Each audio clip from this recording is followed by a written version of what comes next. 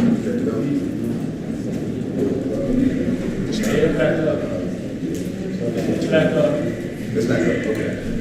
Start back at 12.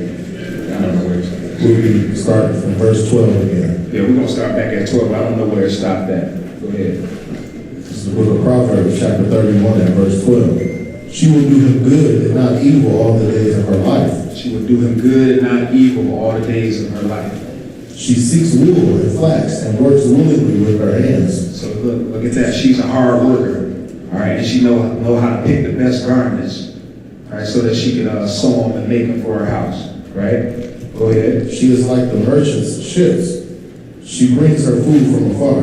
Right? She's like the merchant ships, meaning she go out to look for the best food, regardless of where it's at, and bring it back to her house.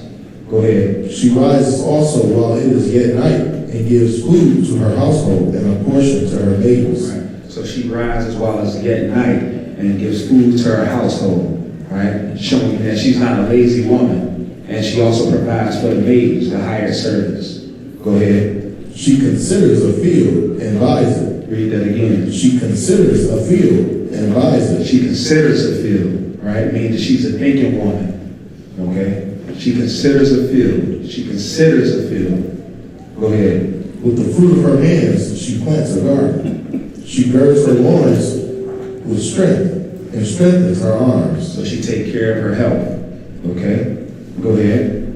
She perceives that her merchandise is good. Her candle goes not out by night. Right, so now think about that. She perceives that her merchandise is good.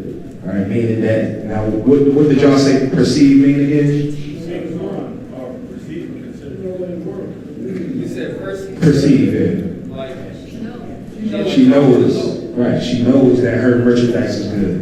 Right, so with that being said, the things that she sells, when she sells them, nobody can try to underbid her because they can't try to tell her that, hey, this ain't good, this is not a good product here.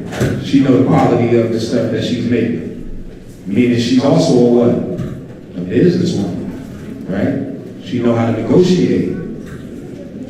Go ahead. She lays her hands to the spindle and her hands. I'm sorry, go back to verse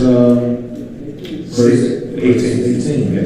She perceives that her merchandise is good. Her candle goes out, not out by night. Now think about that. What does that sound like? Her candle goes not out by night. Preparation. Say that again. Preparation. Right, she up working all night. But it also think in terms of the kingdom, figuratively too. That's true. Now, literally, she can be up working all night. But think figuratively. What am I referencing? Anybody know? Her light doesn't, It's full of the Spirit. her oil. She never runs out of oil. The what? The 10 virgins. Y'all know that parable? Let's go to it. I said her oil. Her oil doesn't go out. Yeah. Let's go to it. Go to Matthew 25.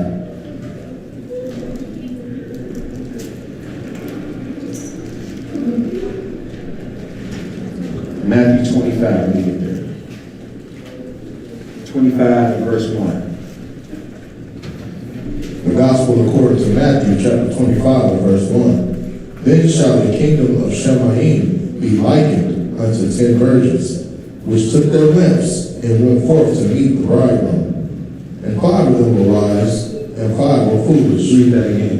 And 5 of them were wise, and 5 were foolish. So 5 of these virgins were wise, 5 of them were foolish. Let's see how the 5 were wise and 5 were foolish. Go ahead. They that were foolish took their lamps and took no oil with them, but the wise took oil in their vessels with their lamps. Right. While the bridegroom tarried, they all slumbered and slept. And at midnight there was a cry made, Behold, the bridegroom comes, go you out to meet him. Then all those virgins arose and trimmed their lamps. And the foolish said unto the wise, Give us of your oil, for our lamps are gone out. So look at that. Give us of your oil. The foolish is saying to the wise, when you had the opportunity to bring more oil, they didn't do it. And the wise brought more oil, but the foolish decided to travel without enough oil. Right? What you got? So is it saying like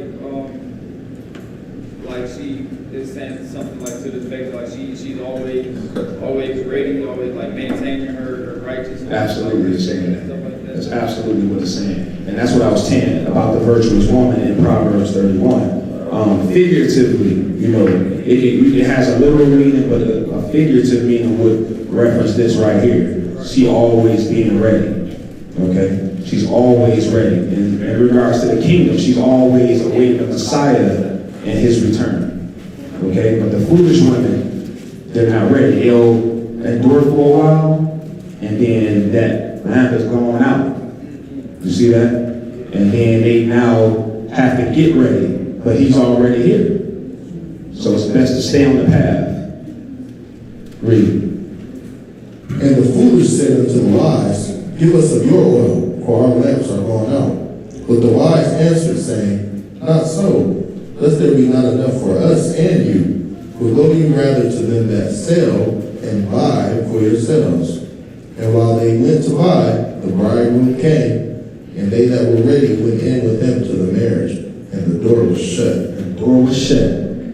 Right? The wise women stayed ready. Right? They kept that lamp burning, and they had more oil to feed the fire. All right? Go ahead. Afterward came also the other virgins, saying, Master, Master, open the door to us. But he answered and said, truly I say unto you, I don't know you. Watch therefore, for you know neither the day nor the hour when the Son of Man comes. Right? Check that out, right? So now go back to Proverbs 31.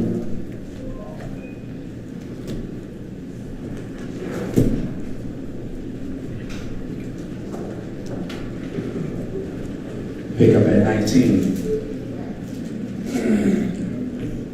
Proverbs 31, verse 19. She lays her hands to the spindle, and her hands hold the staff. She stretches out her hand to the poor.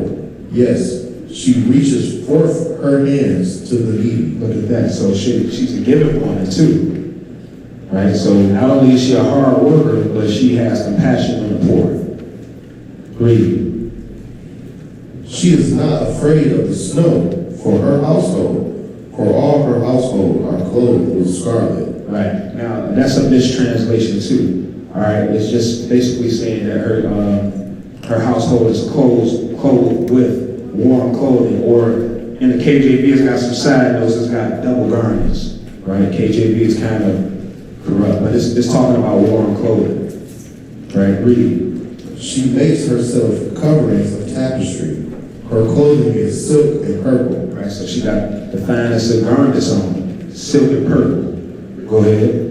Her husband is known in the gates when he sits among the elders of the land. So she got a husband that's known in the gates, amongst the elders. Right? Go ahead. She makes fine linen and sells it, and delivers girdles unto the merchant. Read that again. She makes fine linen and sells it, and delivers girdles unto the merchant. Right. She makes fine linen and sells it, and delivers girdles unto the merchant. Showing you just like it said when she perceives that her merchandise is good, right? So now what is she doing with that merchandise? She's selling it to the merchants. All right, she's selling it to sellers. Read. Strength and honor are her clothing. Read that again. Strength and honor are her clothing. So she wears strength and honor like it's clothing, like those fine garments she put on herself. Go ahead. And she shall rejoice in time to come. Read. She opens her mouth with wisdom, and in her tongue is the law of kindness. She opens her mouth with wisdom. So in the right time, especially a virtuous woman in a marriage, right? Look at the type of counsel she could give to her husband at a time where he's really going through it. Go ahead. She looks well to the ways of her household, and eats not the bread of idleness. Read that again. She looks well to the ways of her household, and eats not the bread of idleness. She looks well to the ways of her household, and eats not the bread of idleness. So her whole business is her household. Even when she's got a business, she want to take care of her household. It's for her household, right? I got some questions for y'all in regards to something like this. I want y'all to think about this.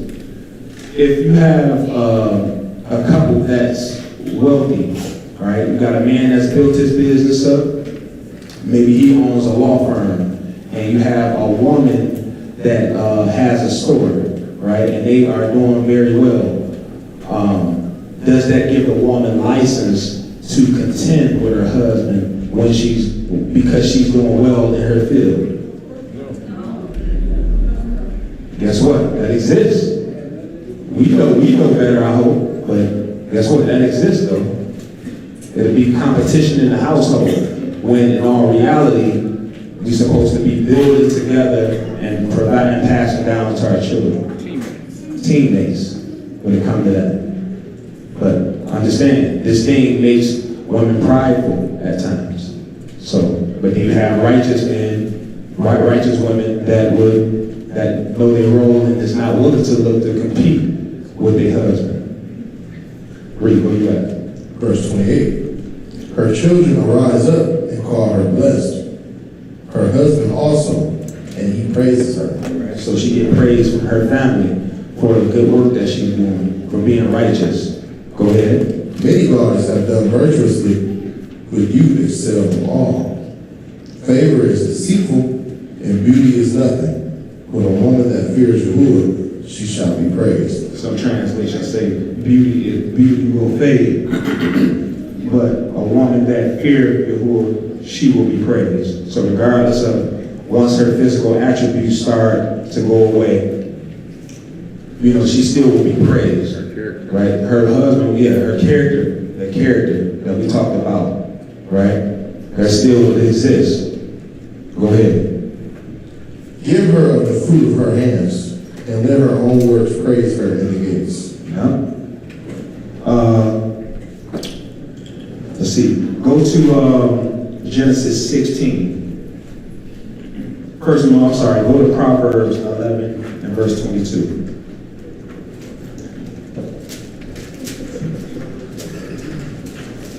Proverbs chapter 11, verse 22.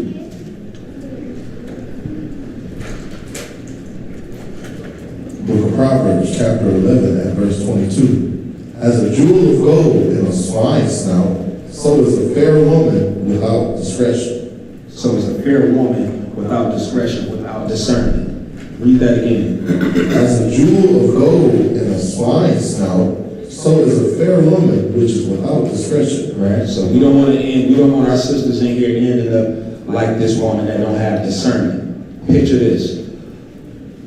You have a young woman who has a good family, has a father that's that she's subject to, and she decides to run off and be with a man. Right? A fair-looking woman, like the scriptures say, but she decides to run off. And she don't have good discernment because she wasn't quite ready to be with a man yet. She wasn't, the things that her mother and father was teaching her, she just ignored them and cast them off. Very wicked child. And she run off, she get pregnant. And then the man do her bad. What should that man do? What should the head of the house do? What should the mother do to that young girl?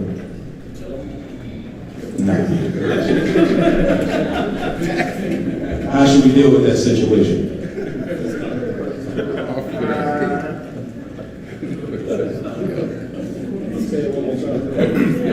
I said it like this. I said you have a young woman who's a very attractive young woman, but she's not quite ready to be given in marriage yet. She's under the authority of her mother and father. Of course, the father is the head. She runs off and be with a guy entices her. She runs off to be with this guy.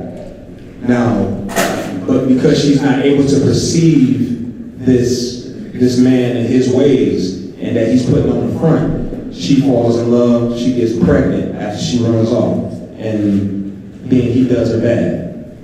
All right, now she want to return back home to the mother and father. How should that mother and father treat her? What should they do? How do you deal with this situation, parents? Come on. Y'all got something, because we got daughters in here. You do that. What else? You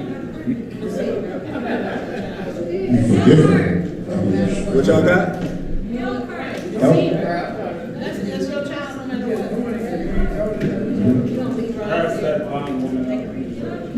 What y'all gonna talk to her about though? Again, teach me as if I don't know, because I'm not the authority. I'm just asking questions. I want y'all to understand. I don't have the answer because I don't have authority yet. So I'm doing this for those that have authority and that might know what to do, so I can get educated. What you got? I would teach her her word. Let her know what her work is. Let her understand what her work is. Monique, when you had your hand up, Monique, what did you have?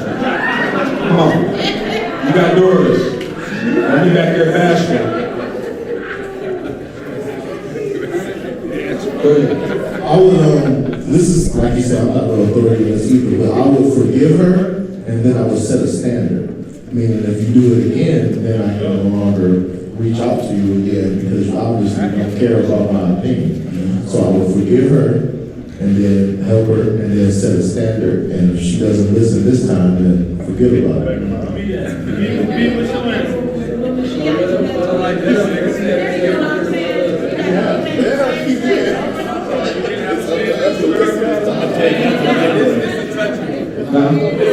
I know it is. That's why I want to talk about it.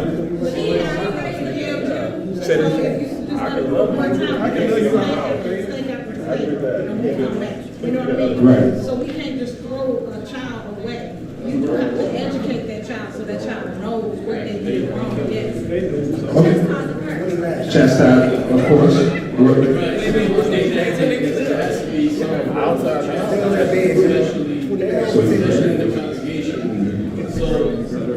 You're obviously going to have to help her, but she has to be made an example of all. And then Galatians says to restore such a one. Galatians 6, yeah. I agree. The bottom line, from my little bit of understanding on this topic, because again, I don't have a word. Oh, Snyder, what you got? That's right. Well, remember, well, see, now, I actually said, well, now you can consider that, but I didn't. Well, I did say, I also said that she was under the authority of the Father, and they was teaching her these things, but she was rejecting it.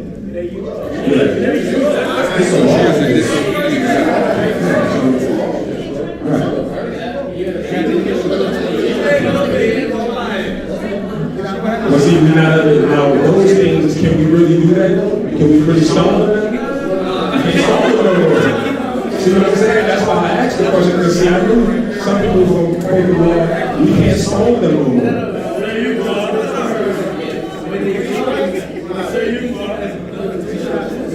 Well, that's what I'm saying. What if they teach them young? What if they don't? What you got?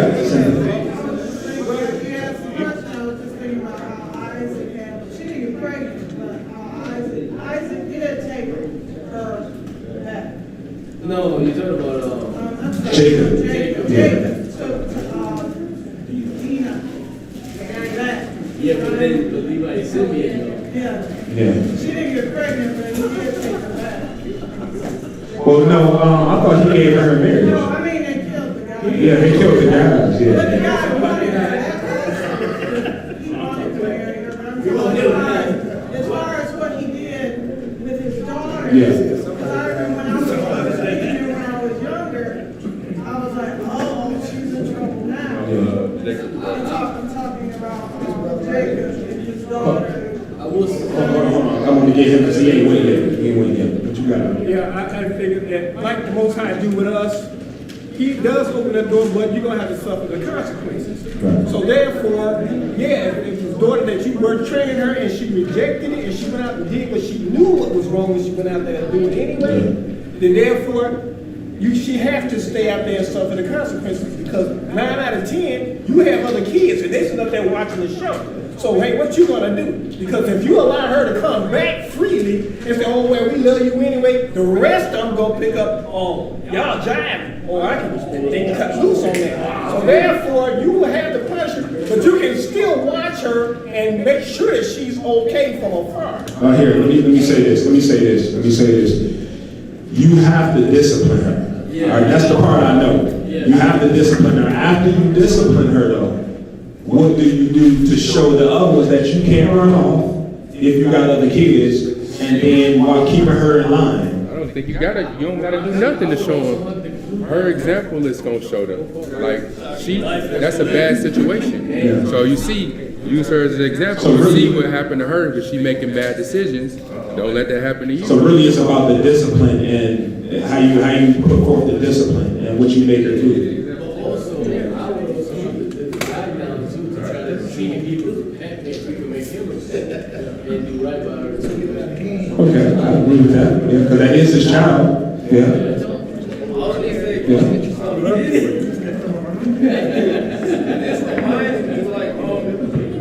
And we're gonna get back after this. We're gonna get back on track. Like the prodigal son. That's what Yeah. We're just talking about women, but that definitely applies. Yeah. All right, let's get back on track, y'all. I got more of these too, by the way. I got more of these little scenarios that might trip you out. I don't know nobody got this sniper rifle. Let's get back on track. Genesis, we back. Let's get back, y'all. Let's get back. Genesis 16 and verse 1. This is why it's important to have discretion. Right here. Genesis 16 and verse 1. The book of Genesis, chapter 16 and verse 1. Now Sarai, Abram's wife, bare him no children, and she had a handmaid, an Egyptian, whose name was Hagar. And Sarai said unto Abram, Behold now, Yahuwah hath restrained me from bearing. Now keep in mind what's going on in her mind. You gotta understand that they've been trying to have children. Sarai, her name is Sarai at this time. She is barren. And so, out of desperation, she makes this move. Instead of being patient, she gives Hagar to Abram, right? And they have a baby. Go ahead, read. Now Sarai said unto Abraham, Behold now, Yahuwah hath restrained me from bearing. I pray you, go in unto my handmaid. It may be that I may obtain children by her. And Abram hearkened to the voice of Sarai. And Sarai, Abram's wife, took Hagar, her maid, the Egyptian, after Abram had dwelt 10 years in the land of Canaan, and gave her to her husband Abram to be his wife. And he went in unto Hagar, and she conceived. And when she saw that she had conceived, her mistress was despised in her eyes. Right, so Sarai was despised in her eyes, right? Go ahead. And Sarai said unto Abraham, My wrong be upon you. I have given my maid into your bosom. And when she saw that she had conceived, I was despised in her eyes. Who would judge between me and you? But Abram said unto Sarai, Behold, your maid is in your hand. Do to her as it pleases you. And when Sarai dealt hardly with her, she fled from her face. So this drove Sarai crazy, all right? Because she was barren, she gave her Egyptian handservant to Abram, right? So once she saw that she conceived, Hagar, her whole thing changed toward Sarai, and she had this sort of attitude toward Sarai. And so now Sarai is in a position where she feels like she kind of lost control. She has an Egyptian servant with a baby by her husband, and she's jealous. And she don't like the fact that her Egyptian servant is turned her nose up at her. All right, go to Genesis 17 and verse 4. Genesis 17 and 4. As for me, behold, my covenant is with you, and you shall be a father of many nations. Neither shall your name be called more Abram, but your name shall be Abraham. For a father of many nations have I made you. Now look at that. So now this is when his name is changed into Abraham, and he's receiving the covenant, and he's now given this promise to be, given this covenant to be the father of many nations. Skip over to 15. Verse 15. And Elohim said unto Abraham, as for Sarai your wife, you shall not call her name Sarai, but Sarah shall her name be.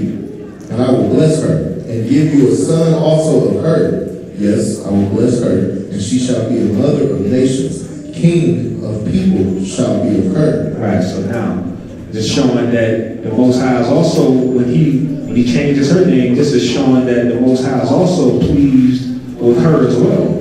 All right? He pleased with the fact that she carried herself in a certain way. If you notice, other women, this type of covenant was not given to them to where their name had to change. Look how special that is, that the Most High give you a name. All right? Go to Genesis 18 and verse 10. Genesis chapter 18 and verse 10. And he said, I will certainly return unto you according to the time of life. And lo, Sarah, your wife, shall have a son. And Sarah heard it in the tent door, which was behind him. Now Abraham and Sarai were old and well stricken in age. And it ceased to be with Sarai after the manner of women. So that means that she got to the age, of course, where she couldn't have, normally, women couldn't have children at that age, right? Go ahead. Therefore Sarai laughed within herself, saying, after I am waxed old, shall I also have pleasure, my master being old also? Now look at that. So she at this very moment is not necessarily having faith in Yahuwah's power. All right? Not necessarily, and I wanted to show this because it doesn't mean that she's an unrighteous woman totally, but it just shows that she underestimates his power and authority of what he can do. Remember, Yahuwah's power is limitless, but she don't understand this because the age she's at, she's been trying to have children for all these years, but yet she is in disbelief when she hears the angel talking to Abraham. You ready? Go ahead. Yeah, go ahead. And Yahuwah said unto Abraham, why did Sarah laugh, saying, shall I of a surety bear a child which am old? Is anything too hard for Yahuwah? At the time appointed, I will return unto you according to the time of life, and Sarah shall have a son. Then Sarah denied, saying, I didn't laugh, for she was afraid. And he said, no, but you did laugh. No, but you did laugh. All right, so that's her showing a little lack of faith. All right, but this doesn't necessarily make her an unrighteous woman. Okay, she's still, the Most High is still pleased with her overall. A virtuous woman can be a very attractive woman as well. Give me Genesis 12 and 11. All right, when we talk about virtue, we're talking about usually the inner beauty of a woman, but that doesn't take away from the woman being outwardly beauty as well. So go to let's see how Sarah looked, or Sarai looked at this time. Genesis 12 and 11. The book of Genesis chapter 12 and verse 11. And it came to pass, when he was come near to enter into Egypt, that he said unto Sarai, his wife, behold now, I know that you are a fair woman to look upon. Read that again. Behold now, I know that you are a fair woman to look upon. Read. Therefore it shall come to pass when the Egyptians shall see that they shall say, this is his wife, and they will kill me, but they will save you alive. Say, I pray you are my sister, that it may be well with me for your sake, and my soul shall live because of you. And it came to pass that when Abram was coming to Egypt, the Egyptians beheld the woman that she was fair. Look at that. So the Egyptians did behold the woman that she was fair. All right. So she was an attractive woman, a virtuous woman, and an outwardly beautiful woman. Right. Give me Genesis 12 and verse 4. No, excuse me. I'm sorry. Give me Proverbs 12 and 4. Sorry about that. Proverbs chapter 12 verse 4.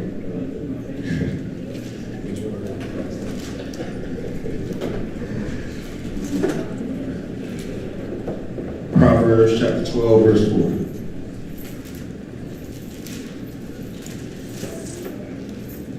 Book of Proverbs chapter 12 and verse 4. A virtuous woman is a crown to her husband. Read that again. A virtuous woman is a crown to her husband, but she that makes ashamed is as rottenness in his bones. Right. A virtuous woman is a crown to her husband, but she that makes ashamed is as rottenness in his bones. Right.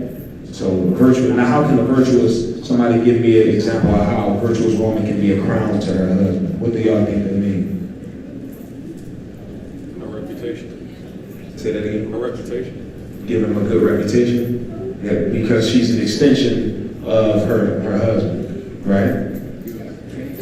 What's that? Right, make him feel like a king. Right, make him feel like a king. She's an extension of her husband. So when she go out and about, she conducted herself in a way that makes her household and her husband look good. Now think about that. How are we supposed to conduct ourselves having the Most High's name on us? We're his wife, right? All right. So just like a virtuous woman is a crown to her husband, we're supposed to be a crown to the Most High. All right? Do y'all agree? Absolutely. All right. Pick up at Genesis 21 and verse 1.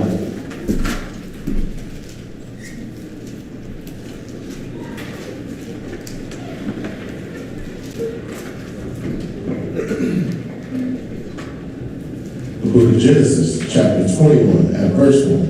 And Yahuwah visited Sarai as he had said, and Yahuwah did unto Sarai as he had spoken.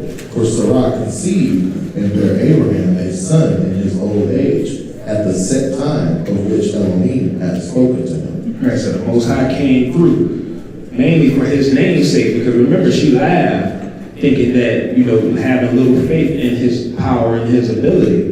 Right? So now the Most High, just like he said he would do, he came through. Read. Verse 3, and Abraham called the name of his son that was born unto him, whom Sarai bare to him, Isaac. And Abraham circumcised his son Isaac, being 8 days old, as Elohim had commanded him. And Abraham was 100 years old when his son Isaac was born unto him. And Sarai said, Elohim have made me to laugh, so that all that hear me will laugh with me. Look at that. So she recognized, she recognizing that she was in error because she laughed at the Most High. Well, she laughed, not necessarily at the Most High, but she laughed at the fact that, she was going to have a baby, or it was said that she would have a baby at that age. Right? Go ahead. And she said, who would have said unto Abraham that Sarai would give her children a suckle? For I have borne him a son in his old age. And the child grew and was weaned, and Abraham made a great feast the same day that Isaac was weaned. And Sarah saw the son of Hagar, the Egyptian, which she had borne to Abraham, mocking. Wherefore she said unto Abraham, Now look at that. She see Ishmael mocking Isaac. She said, see Ishmael mocking Isaac, right? All right, what is this saying about her character?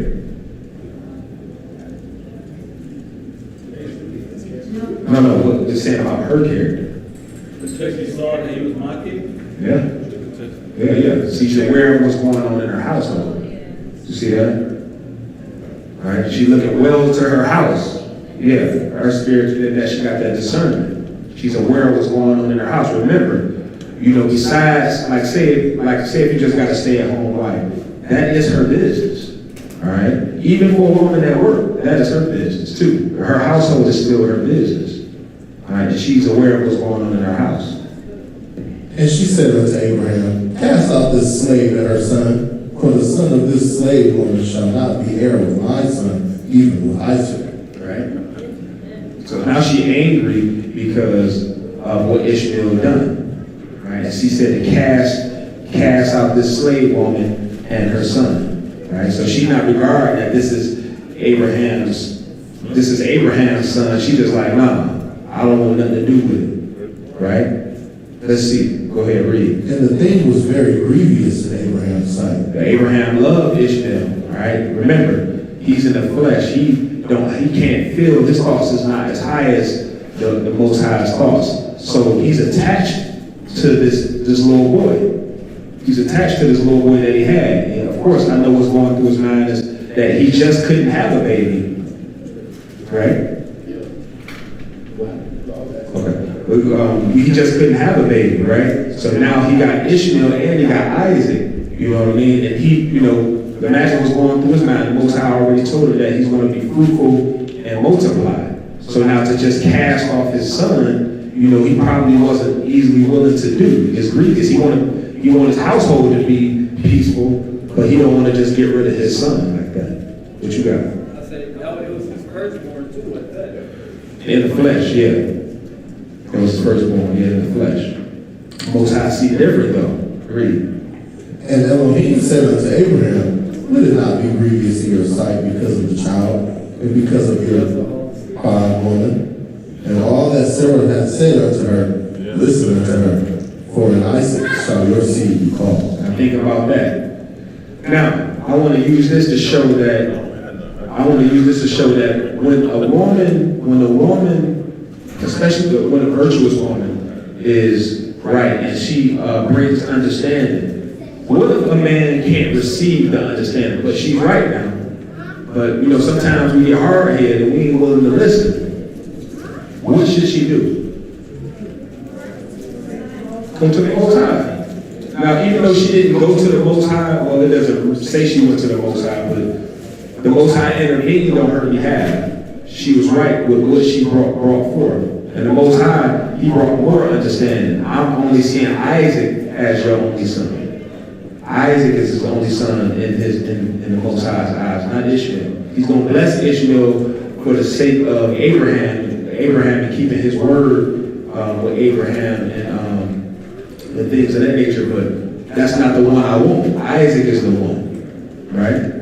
So our women, when you think about it like this, when you have a disagreement in the household, all right, is it profitable for you to just go head up with your man in the house? It ain't gonna work. Probably not. It's not gonna work. It's gonna be a big combustion. Y'all gonna be angry. Y'all gonna stomp off into your room, and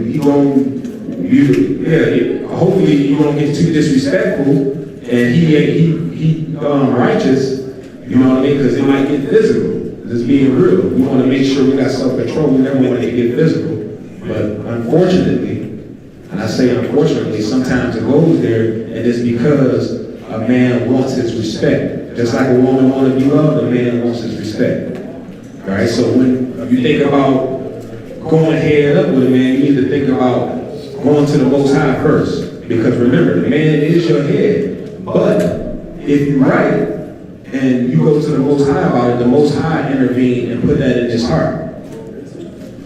Right. So he's over, and the Most High is over his head. Right. The Most High is over him. So the Most High is going to deliver whatever you need to deliver to him. He brings the ultimate. He has the ultimate understanding. So he's going to bring it and deliver it and put it in his heart. It's not good to go head up with your man. You probably gonna lose that. Y'all both just gonna be angry because he's gonna be in his pride. Even though you're right, you're gonna be in your pride, and nothing is gonna get accomplished. Okay? So make sure you pray about your issues.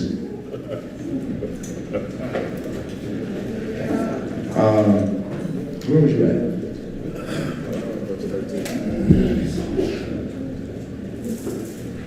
What, 18? Oh, no, 21, 13. Genesis chapter 21 at verse 13. And also of the son of the slave woman will I make a nation, because he is your seed.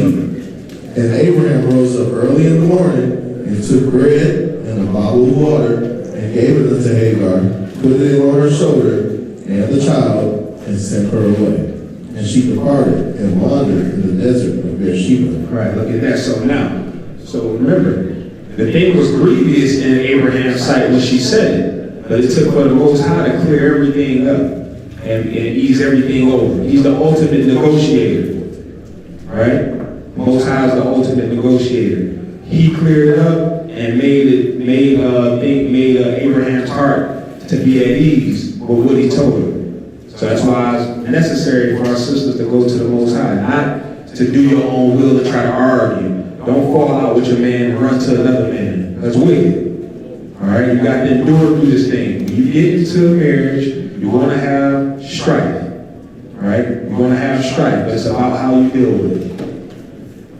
Okay. Next, go back up to. As a matter of fact, never mind that. Go to Genesis 24:1. Genesis 24:1. Yeah, Genesis 24:1. Genesis 24:1. And Abraham was old and well stricken in age, and Yahuwah had blessed Abraham in all things. And Abraham said unto his eldest servant of his house, that ruled over all that he had, put, I pray you, your hand under my thigh. And I will make you swear by Yahuwah, the Elohim of heaven and the Elohim of earth, that you shall not take a wife unto my son of the daughters of the Canaanites, among whom I dwell. But you shall go unto my country and to my kindred, and take a wife unto my son Isaac. Right, so Abraham is giving his servant a mission to go and find Isaac a wife amongst his own kindred. Right, he don't want Isaac to marry one of the daughters of Canaan. Slide down to verse 12. Verse 12. And he said, O Yahuwah Elohim of my master Abraham, I pray you, send me good speed this day, and show kindness unto my master Abraham. Behold, I stand here by the well of water, and the daughters of the men of the city come out to draw water.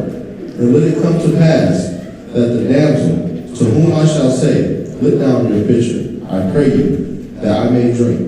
And she shall say, drink, and I will also give your camels drink also. Let the same be she that you have appointed for your servant Isaac, and thereby shall I know that you have shown kindness unto my master. Right, so he's asking, now he's on this mission looking for looking for a wife for Isaac, right? And so he don't know how to look for this woman. So, and I can imagine this can be a difficult task, especially if it's not necessarily for you, right? So you're looking for a woman for somebody else, and you rely on the Most High to give you the son, right? And so that's what he just did. He just relied on the Most High to give him a son. Keep reading. And it came to pass, before he had got done speaking, that, behold, Rebekah came out, who was born unto Bethuel, son of Milcah, the wife of Nahor, Abraham's brother, which her pitcher upon her shoulder. And the damsel was very fair to look upon, a virgin, neither had any man known her.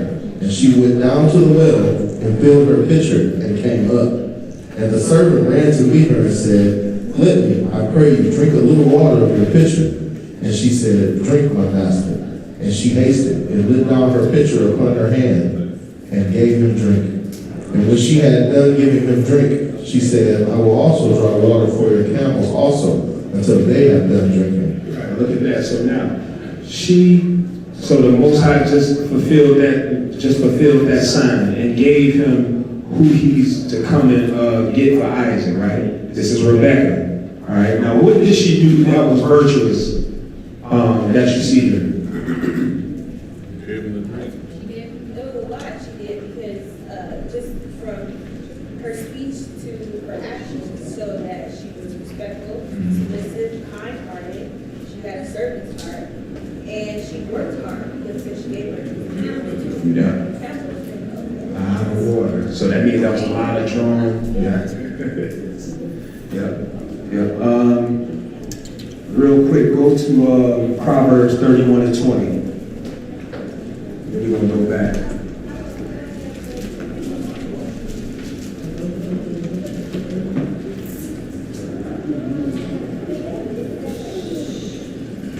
With Proverbs chapter 31 and verse 20. She stretches out her hand to the poor. Yes, she reaches forth her hands to the needy. All right, so look at that. So he asked for water. Now you got to remember, he was also on a long journey. So, she kind of killed two birds with one stone. Like she kind of fulfilled that sign, but then she also fed him, or, she fed him with water and fed his camels. So that's her, in a way, stretching out her hand to the needy. You know what I mean? So that's one of those virtuous attributes that she showed, and many, many more. Just, you know, the fact that she was kind-hearted, like the sister said, and helping somebody that she didn't even know, a stranger, right? Go back to Genesis 24 and verse 64. Genesis 24 and verse 64.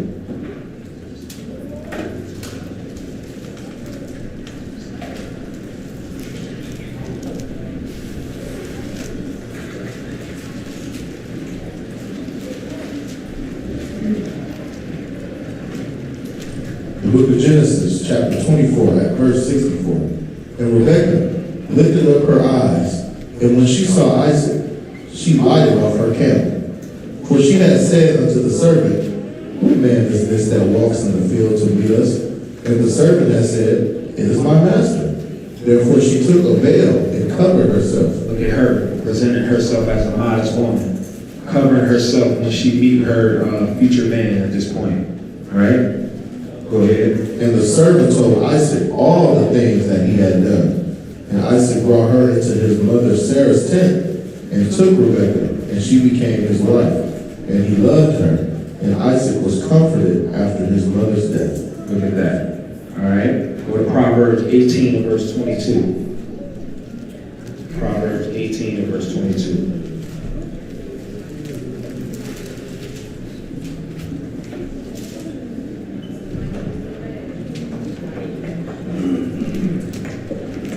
The book of Proverbs, chapter 18, at verse 22. Whoever finds a wife finds a good thing. Read that again. Whoever finds a wife finds a good thing and obtains favor of Yahuwah. All right. Whoso finds a wife finds a good thing. Of course, we would rather her be virtuous.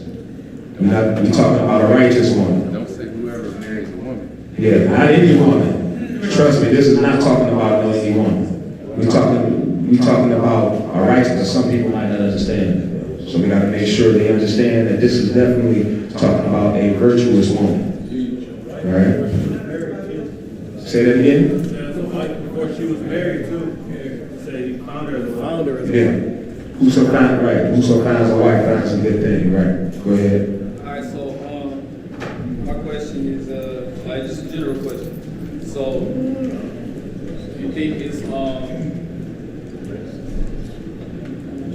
outside of the Torah, like not in the orders and stuff, but could a woman still be considered a virtuous woman outside of the Torah? Like if she's not, like if she keep herself a certain kind of way?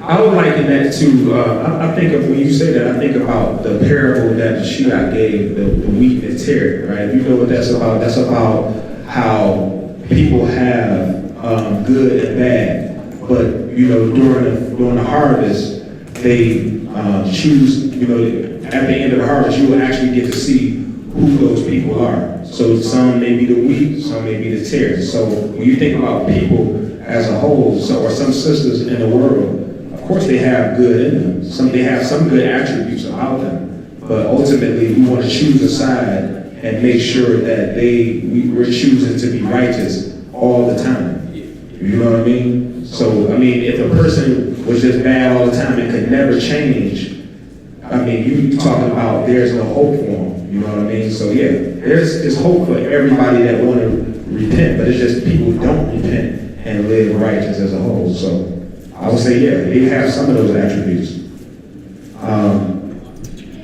Go to Acts 16 and 13. Acts chapter 16 and verse 13.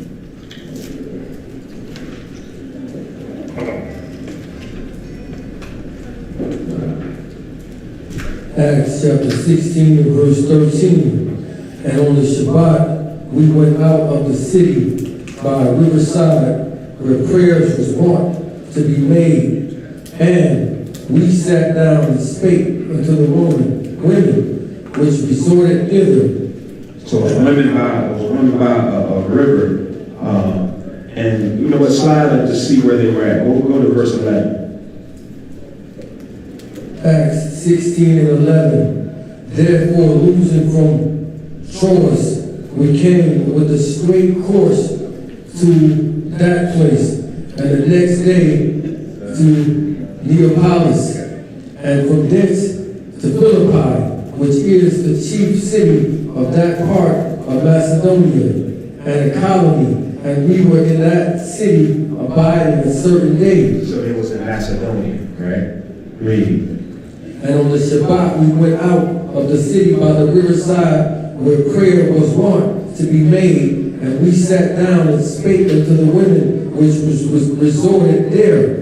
And a certain woman named Lydia, a seller of purple of a city of Thyatira, which worshiped Elohim, heard us, whose heart the master opened, that she attended unto the things which were spoken of Paul. So Lydia was an inhabitant of that city, and she received the gospel, right? And she was a seller of purple, a seller, all right? You see that? So she was a businesswoman. She had her own store. She was a seller of purple, right? What was she selling? Hurt. You talking about garments up here? Yeah, the Charles and Kush. You talking about garments? And the murder is now. I see? I told you, boy. I told you to do it. Got him!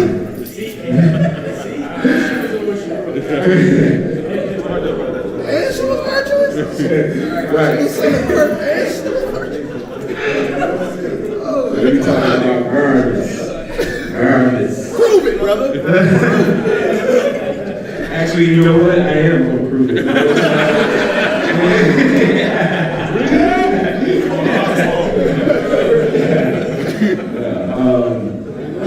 She was a seller. She was a seller of purple. So she is just showing. I wanted to show this to show that she was a virtuous woman. She was a believer, and she had her own business as well. All right, just to show that our women can be industrious.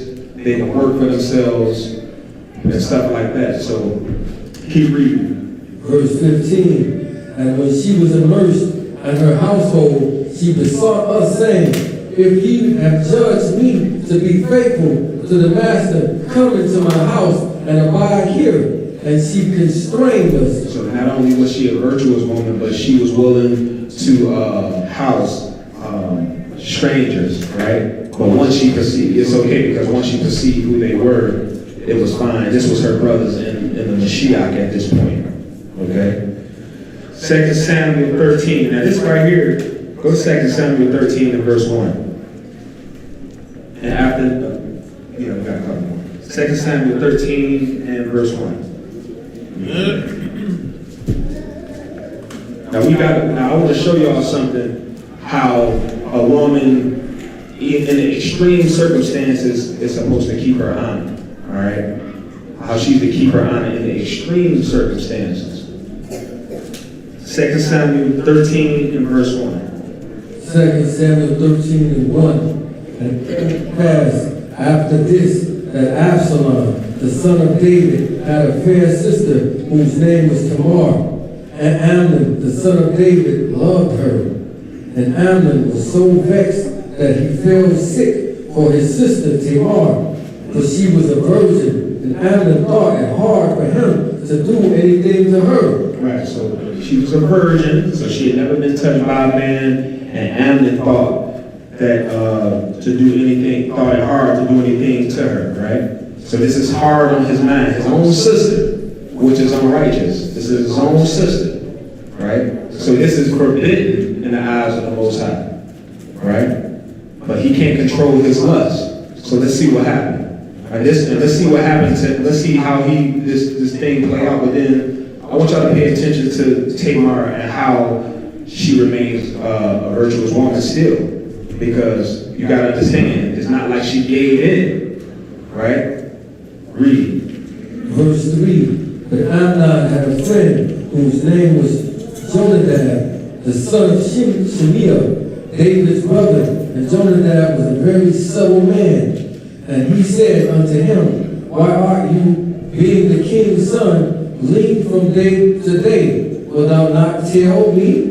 And Abner said unto him, I love Tamar, my brother Absalom's sister.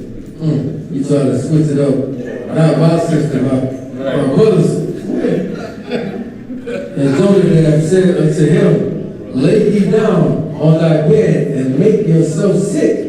And when your father cometh to see thee, say unto him, I pray thee, let my sister Tamar come and give me meat and dress the meat in my sight, that I may see it and eat it at her hand. Now look at that. So Jonadab is giving him evil counsel.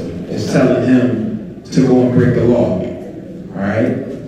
We are supposed to be our brother's keeper. At this point, he's not doing a good job of giving him good counsel. He's telling him to sleep with his own sister. Right?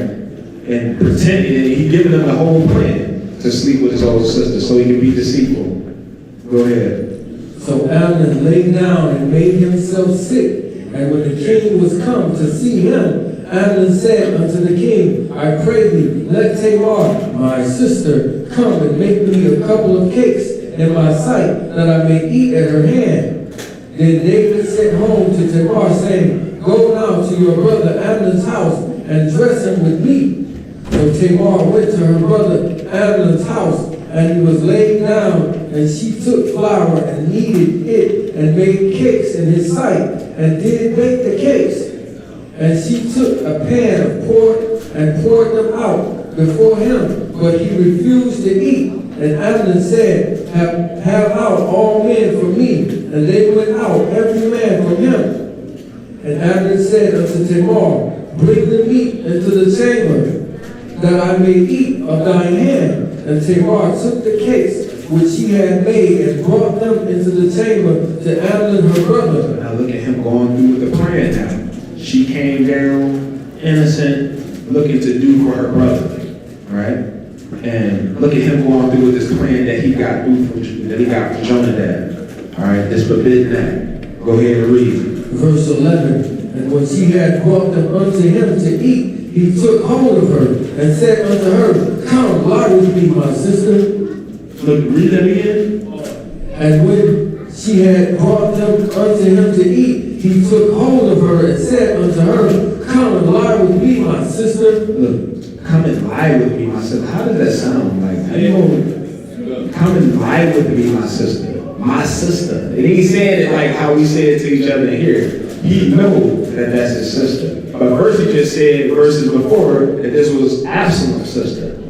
Now he's acknowledging that it's his sister, and he's telling her to lie with him. Go ahead. And she answered him, nay, my brother. Look at her, still being virtuous now. Hey, my brother, go ahead. Do not force me. Do not force me. For no such thing ought to be done in Israel to do not thou this folly. Don't do this folly. This thing ought not to be done in Israel. It's talking about the rape and the incest. All right, go ahead.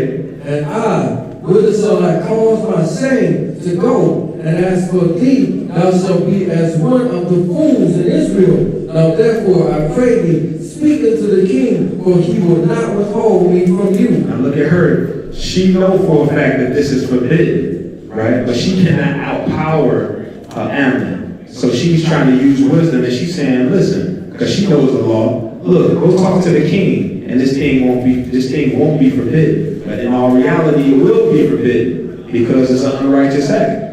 Right? Good. But she's just trying to get out of the situation. Let's see what happens. Verse 14. Howbeit he would not listen unto her voice, but being stronger than she. Now look at that. Being stronger than she. Being stronger. You know, like she can't just get out of the situation that easy. She had to try to talk her way out of the situation. But this was her way of remaining a righteous woman. Now, she cannot help that this man, she wholeheartedly went down to help her brother out. She cannot help that this man has these feelings that he has a lack of control. Right? So, read that. Howbeit he was not listening to her voice. He wasn't listening to her voice. Go ahead. But being stronger than she, forced her and lay with her. Right? He forced her and lay with her. Right? Now, she got to figure out what she's going to do with this shame. This is not her fault. She's not enjoying this. Okay? She hate this. She hate that her brother is forcing her to do this very act. All right? This is rape. Okay? She's not enjoying this. Read. Then Amnon hated her exceedingly. Then Amnon hated her exceedingly. Right? Read. So that the hatred wherewith he hated her was greater than the love wherewith he had loved her. And Amnon said unto her, Arise and be gone.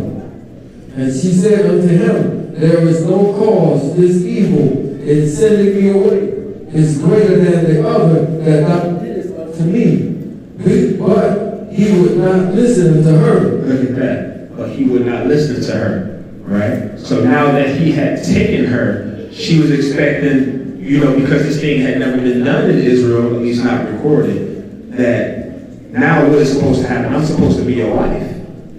Right? Because he forced her though. So now this is still her being righteous. Understand? Because she's going through with the programming that she knows, which is when a man takes a woman, usually what's supposed to be backed up by that is marriage. All right? This is a woman that hadn't been touched. Right? And he just forced her. So just imagine what's going on in her mind. He forced her. She's not enjoying this. Okay? Read. Then he called his servants that ministered unto him and said, Put now this woman out from me, and lock the door after her. Wow, look at that. Look how he did his sister. So now not only did he take advantage of her, he put her out and just cast her away like she was nothing. All right? Read. Where you at? Verse 18. Read. And she had a garment of diverse colors upon her, for with such robes were the king's daughters that were virgins apparelled. Then his servants brought her out and bolted the door after her. And Tamar put ashes on her head and rent her garments of diverse colors that was on her, and laid her hand on her head and went on crying. Right, so she couldn't overpower this man. Right? She did not enjoy this at all. This is rape. But she totally denied this. Okay? She totally denied this and couldn't get out of the hands of this man. Totally denied. Didn't participate and she totally denied. Alright? What did she do wrong? She didn't cry out. She didn't cry out. The law tells you if this takes place, she is to cry out, and she didn't do that. Absolutely. Yeah. Yeah. That doesn't constitute crying out when she said, she told don't do this. No, that's not crying out. Crying out is screaming like somebody is raping me, somebody is doing something to me. Exactly, you're supposed to cry out. And when it says cry out, this means to yell and shout. You know what I'm saying? Not just don't do this. You know what I'm saying? Because even though these other people, I'm pretty sure they know what he's doing. You know what I'm saying? But she didn't follow protocol and actually cry out like she was supposed to. So what's to say, like if that situation happened, it's quiet, and then she leave there like, oh, he raped me. Like, Okay. You didn't hit part of it, right? yeah, what's the proof? You know what I'm saying? As opposed to her crying out, somebody knows something. Yeah, in the instant that was happening. 2 or 3 witnesses. Absolutely. That's video recording at that time. Yeah, his servants was outside. Yeah, remember he put his servants out. I have a quick question about the situation. Rightly speaking, according to the law, should we have been stoned? Oh, man. Yes, he would have been severely stoned. This was after his father had Stephen. Yeah. Yes. Maybe that was the only reason he didn't go that route, but it's like, I should have been stoned. Well- Won't do anything to my son. No. This ain't the case with this. David don't know that this is taking place because he didn't cry out. Now it's wickedness. Down the line, when, did he ever find out? Absolutely. Absalom took care of it. Well, I know he did, but I'm talking about David knowing what happened. Yeah, he ended up finding out, but David, it just said that David was exceedingly wroth, and Absalom told her not to pretty much keep it quiet. You know what I mean? When you read this story in this fullness, Absalom told her to keep it quiet, but David still found out though. But he just said that he was exceedingly. He was, now theoretically, you're right. He's supposed to, but nothing happened. 2 to 3 witnesses. When it's a matter of somebody being put to death, you gotta have 2 to 3 witnesses to the matter. Yeah. Right? So because she didn't cry out, nobody came and witnessed the rape. So I can't put you to death for your word against his. Just a question about that. In every situation, now I mean this situation, I don't remember right off of what if this happened somewhere where nobody is within shot of distance of two? Is there something covering that? There is something about that. Yes, there is one, but it's like if she's in the field and there's no one to hear her cry, and then you still put her cry. But you got the whole. But in this case, because there was no witnesses to the rape, she didn't cry out. It would have been like, well, you're bringing up this case, why didn't you scream? Now it looks like it was consensual incest. Now they both had to be put to death because of that. So it was this situation was Yeah, she should have screamed. She should have screamed. All right, so with the way that she was set up, do you think she may have had like a thought in her mind, like, if I scream, the surgeries that brought me here, they're not gonna help. They would help. Type dudes. It don't matter. The law states that she should scream out. Right. Yeah, she should have screamed out. All right. So second thing, so with the 2 or 3 witnesses thing, do you think that's why David didn't get stoned when he did what he did? That's exactly what he did. Nobody saw it. I saw it. Right, I was wondering, like, just the key. You did that on purpose. Yeah. All right. Let's pick back up. 1 Peter 3 and verse 1.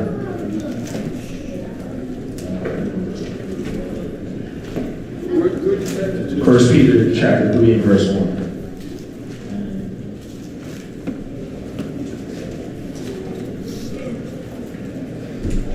First Peter chapter 3 and verse 1. Likewise, you wives, be in subjection to your own husbands, that if any obey not the word, they also may, without the word, be won by the conversation of the wives. Now that word conversation is talking about the woman's conduct and how she wins a man over if he's not a believer. It's through her conduct. All right, how she carries herself as a believer. Okay, read. While they behold your chaste conversation coupled with fear. Right, while they behold your chaste conduct or behavior coupled with fear. Right. Go ahead. Whose adorning, let it not be that outward adorning of plaiting of the hair. Now look at that. So now, a righteous woman is not telling you that you can't be beautiful outwardly and that you can't have nice hair and all these things, but your adorning. What does adorning mean? Our appearance. Your outer adorning of plaiting the hair and of wearing a gold or putting on of apparel, right? So when it's talking about, like, it says, whose adorning, let it not be that outward adorning, right? When it's talking about your adorning, I don't know if it's the translation or what, but it's talking about mainly the woman's outward glory. Let that not be the thing that you live by, but you want to live by that inward man, right? Read. Whose adorning, let it not be as Cardi B and the City Girls and Megan Thee Stallion. I got dressed at the bodega. Whose adorning, let it not be that outward adorning of plaiting of the hair and of wearing of gold or putting on of apparel, but let it be the hidden man of the heart, and that which is not corruptible, even the ornaments of meekness and quiet ruach, which is in the sight of Elohim of great price. So you would rather be known by your inward characteristics, all right? That inward man, all right? And that's the most important. Not saying that you can't be outwardly beautiful, but what's most important is how your conduct, how you carry yourself, all right? And that's what's pleasing in the eyes of the Most High. Go ahead and read. Verse 5. For after this manner in the old time, the Kodesh women also who trusted in Elohim adorned themselves, being in subjection unto their own husbands, even as Sarah obeyed Abraham, calling him master, whose daughters ye are, as long as ye do well, and are not afraid with any amazement. Likewise, ye husbands, dwell with them. That's it. But yeah, so now, I got these scenarios I want y'all to help me out with, like I was talking to y'all about earlier, right? Hold on, let me get them together.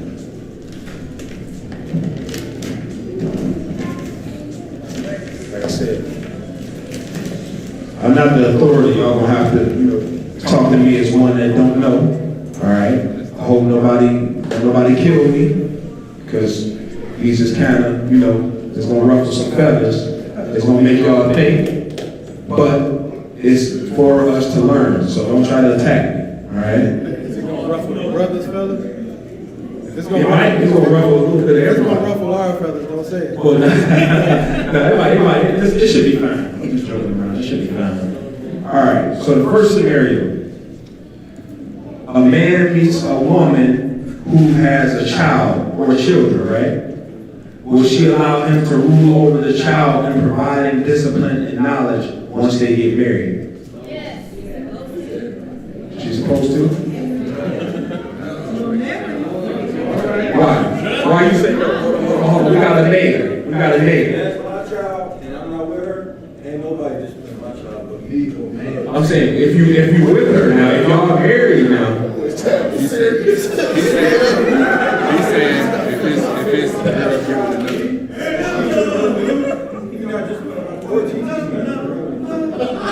Okay. Now why do you say that? Huh? Okay. So now. Well, see, hold on now, because even though I know where you're coming from. Hold on. Let me get. Hold on. Because here's the thing about respect, though, too. No man in his right mind, and true enough, he might not be in the walk, and I agree with you that he should not be teaching him the wickedness. That's why you definitely have to be a presence. But in regards to respect, your child, just because he's not your father, that man is not his father, cannot disrespect him either. So now you gotta remember, huh? I ain't say that. Okay, but that's why I said we gotta think about this though, because again, this man is with your wife now. Now if he's providing for your son still, because if he gonna take on her, quite naturally he gonna take on some of the responsibilities of caring for your son, whether you're willing to accept it or not. And I know how you feel, because I got a son outside of the house too. And he told the mother, and she can discipline him, but he cannot put his hands on my child. Well, what if your child started hold on, that is not how that works. But listen, check this out. Check it. I want you to hear this, huh? Because if your son in there being disrespectful, you got a son or a daughter? You got a son. If your son being disrespectful and trying to fight him, you think he about to just lay down? A real man? I don't think so. I don't think so.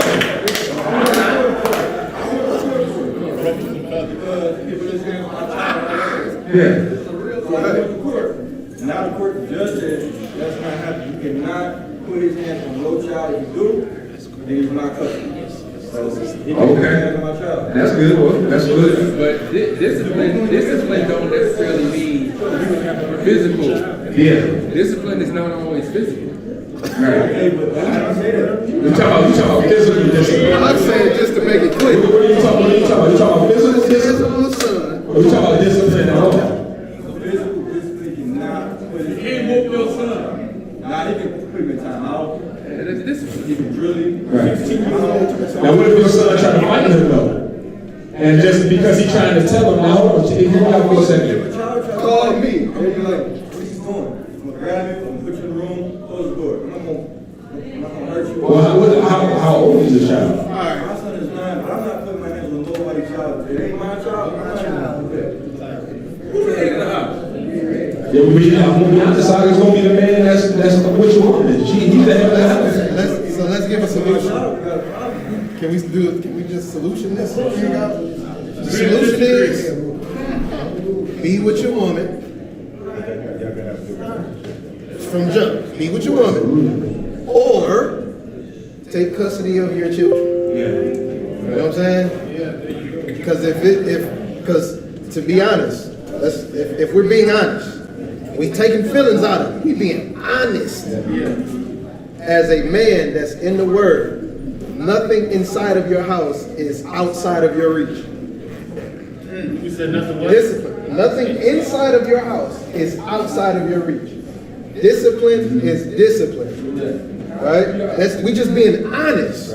Right? So if I take on a woman and she has a child already, the rules of my house are the rules of my house. So the solution to not having somebody put their hands on your child, the solution to not even going through that is watch who you have kids with. Stay with the woman that you married because you had kids with her because you was married. Or get custody of your child and the space that y'all get. And guess what? That last part ain't always easy. So you with the first two, I like. Too far out in the truth, man. I got you. I know. I'm in the same. I'm probably in the same. I'm telling you, I feel you.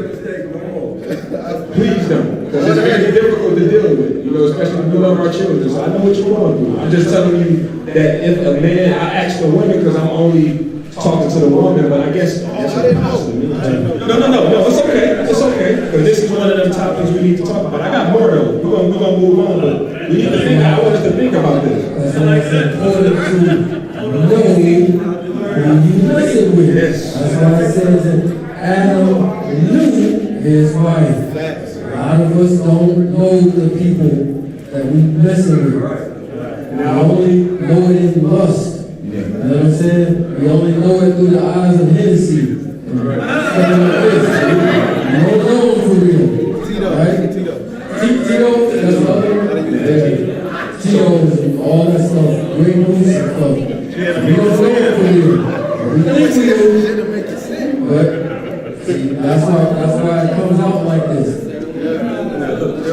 I got more. So let's keep going. So the key is to get to know a person before you lay with them. Because if a woman, I didn't see no women that was a naysayer, but listen, check it out. If you bring in a man into your house, number one, you gotta know that the man is gonna be the head, but you gotta think about this. You bringing somebody around your child that's not the child's father. He may not necessarily have the best interest. That's why it takes time to find the right one. And a virtuous woman is gonna be patient.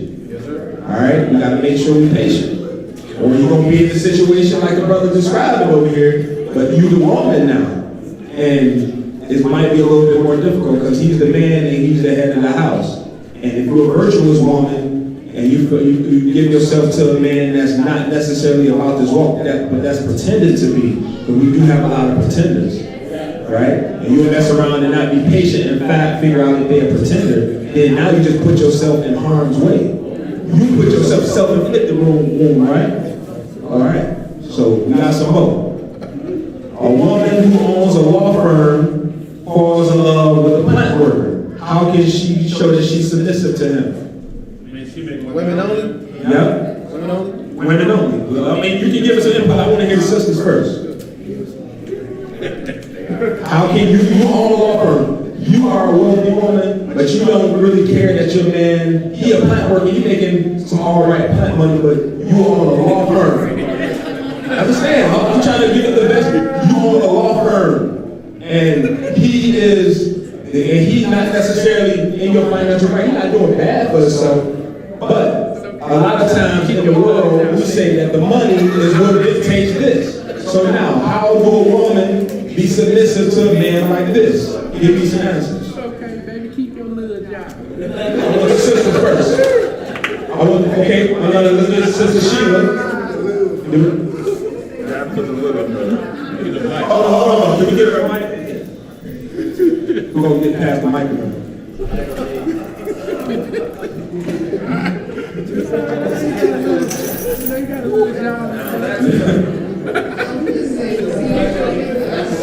Hold it down, yeah, hold it down. I said that we would still show him the honor that's due him for being the head of the household. That's right. How you do that? How you do it? By being submissive, let him make the decisions, and just, let him be the first, I think, be the first to lead. As he follows Christ, as he follows God, So now, are you willing to let him control the money that you make? whichever one is the best with the money, with the finances.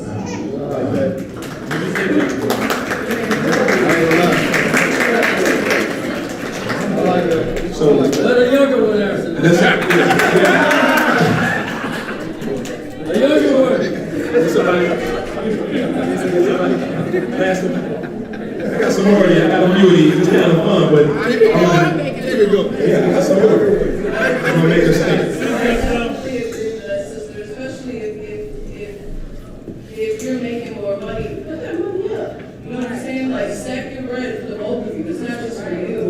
Like, at the end of the day, if your husband checks in and says, hey, like, I may need some help with the bills, you know what I'm saying? Like, that, you being his husband, like, that's where your opportunity is to come through and to step up to the plate. Like, okay, I got it. Cool, we got this. You know what I'm saying? Like, that's your chance. But that means you still controlling I'm talking about, are you willing to give up your check? Give up that check. Here go the money. Give me what you think I'm supposed to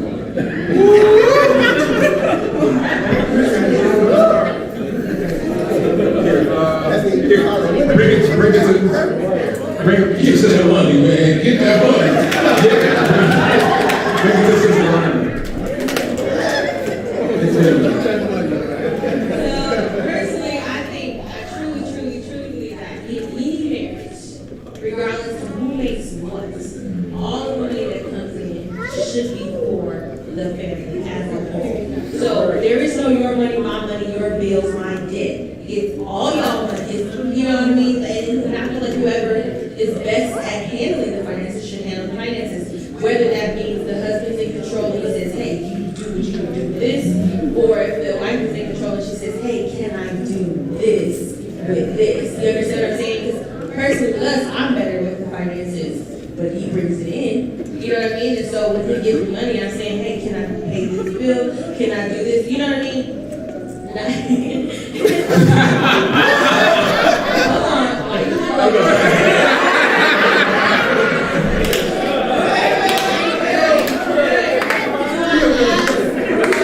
Cut the cameras off. Hey, cut the cameras off. It's about to go down.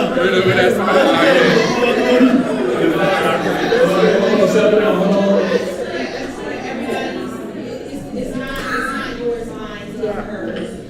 It's really ours. All of it is ours. And that's just how it works. Whether I bring it in or he bring it in, it's ours. And it's our bills, it's our debt. It's our responsibilities. And so we work together. But if he said, if I made money and he said, hey, I need this, it's his. That's a good point you made. Now man, I was going to kind of go into, I kind of want to say that. That's good. That's good. I got some more because I actually got I was going to kind of do the same thing with the brothers the next time I was up there. So I kind of want to save some for that. What you got, sister? You got 10 seconds. I got some more.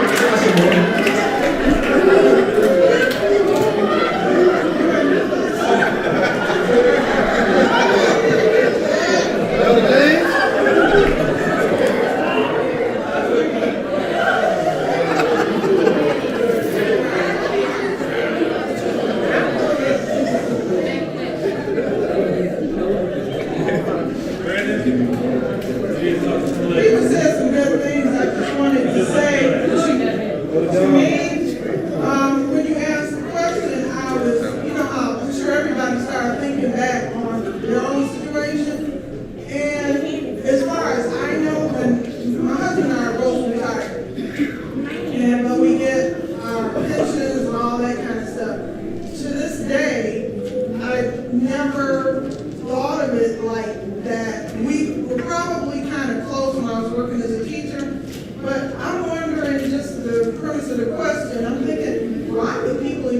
thinking like that. I don't mean you were asking questions.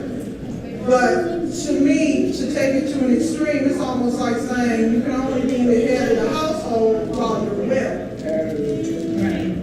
So I'd be scared of somebody in this situation, a woman who makes more than a man, if she feels like she's got to be the head because she makes more money, that same woman probably wouldn't take care of him and he was ill and couldn't do anything.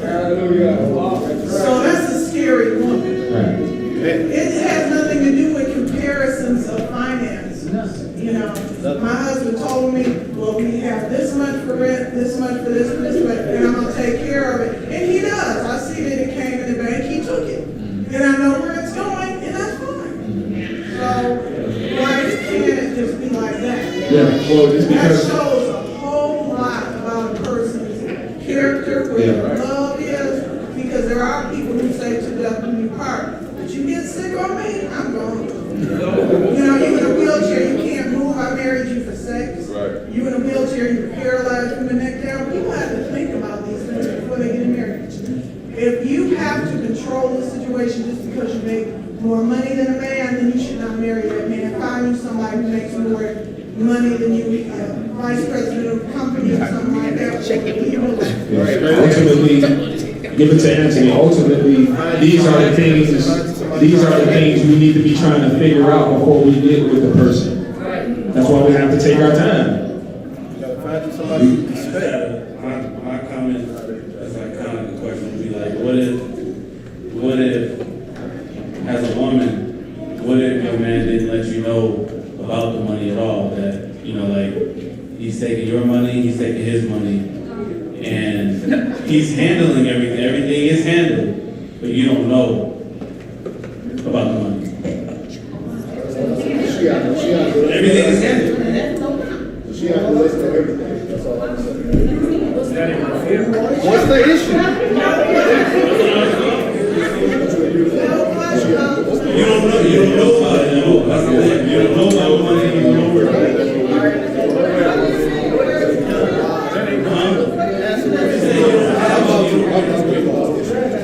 All right, we gotta keep it moving.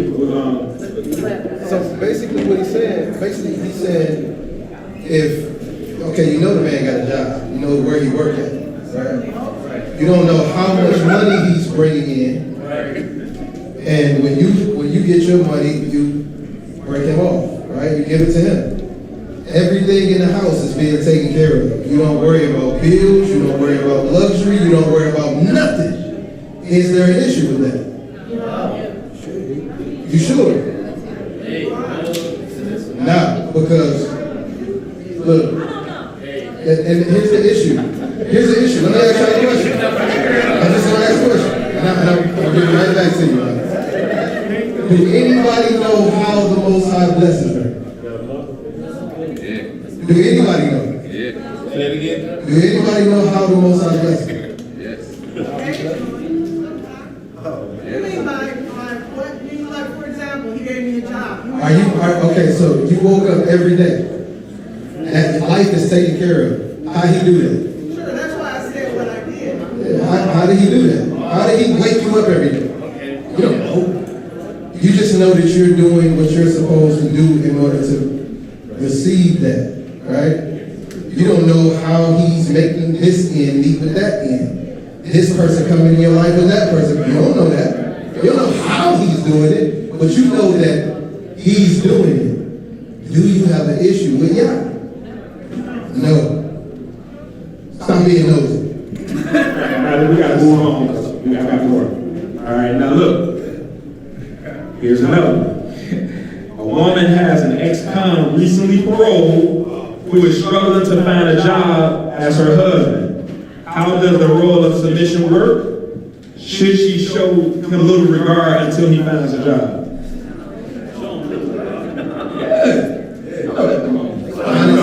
Honest answers. Don't be trying to give it politically correct.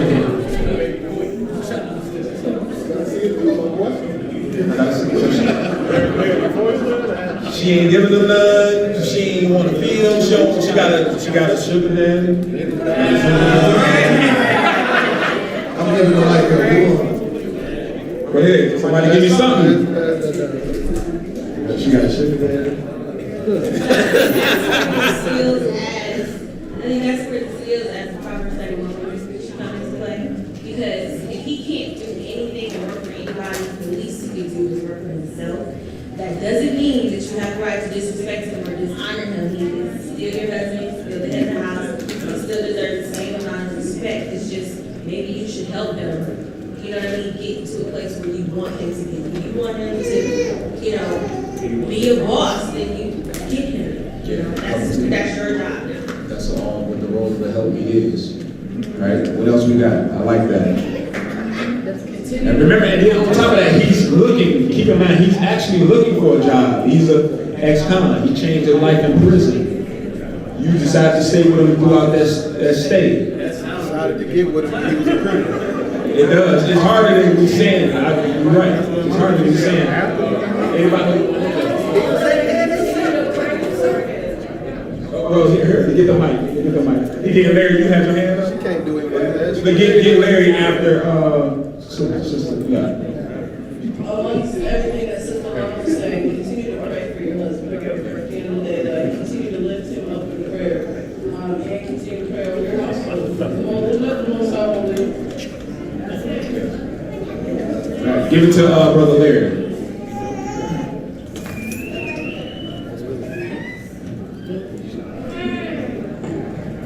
All right, my question is, I'm saying, she married him.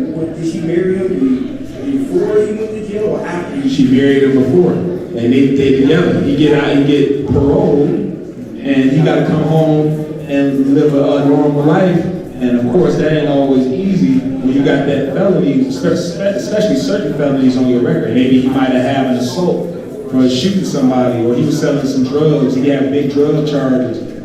You ain't gonna always be able to get that job as soon as you come home. You know what I'm saying? So it'd be hard. So what you got? Well, actually, when you put it like that, yeah, I pretty much concur with the sister what she just said. I think that's the best solution to a problem like that. Okay. All right, let's keep moving. I got more. Now check this out. A woman is married to a convicted murderer in prison for the rest of his natural life. Should she leave? How can she be submissive? Talk to me. A woman is married to a convicted murderer in prison for the rest of his natural life. He's in prison for the rest of his natural life. Should she leave? How can she be submissive? Is he guilty? He is for the natural life. Is it a possibility that he can get out like he was innocent? So you know what I'm saying? Or is he legitimately Guilty. How can she be guilty? because he can't provide for it? But He can't provide for it.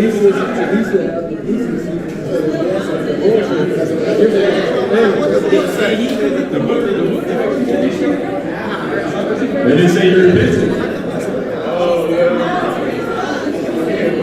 That's what I. No, he didn't. You know what I'm saying? It's just saying, I'm saying, in regards to what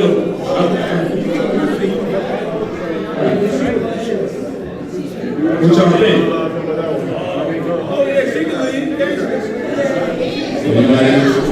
Anybody?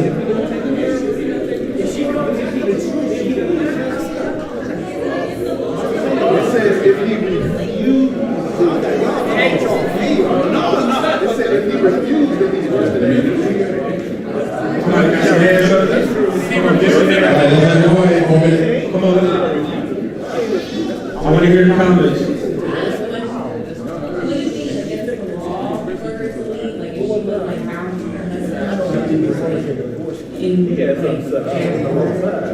Right, see, and that's the again, y'all teaching me.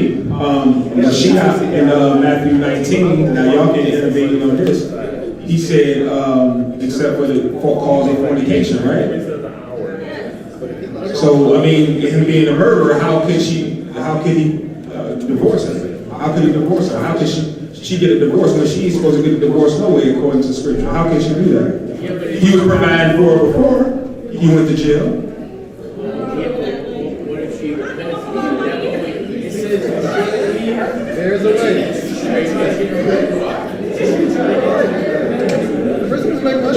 She should try to, but she can't just up and leave. Decently. Let's break it down. Can he put her away? Can he tell her? That would be up to him. It would be up to him, but you can't just leave. Now, what if he don't want to do it?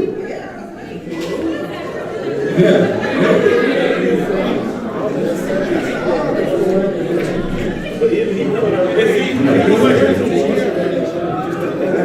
Is he refusing to take care of it?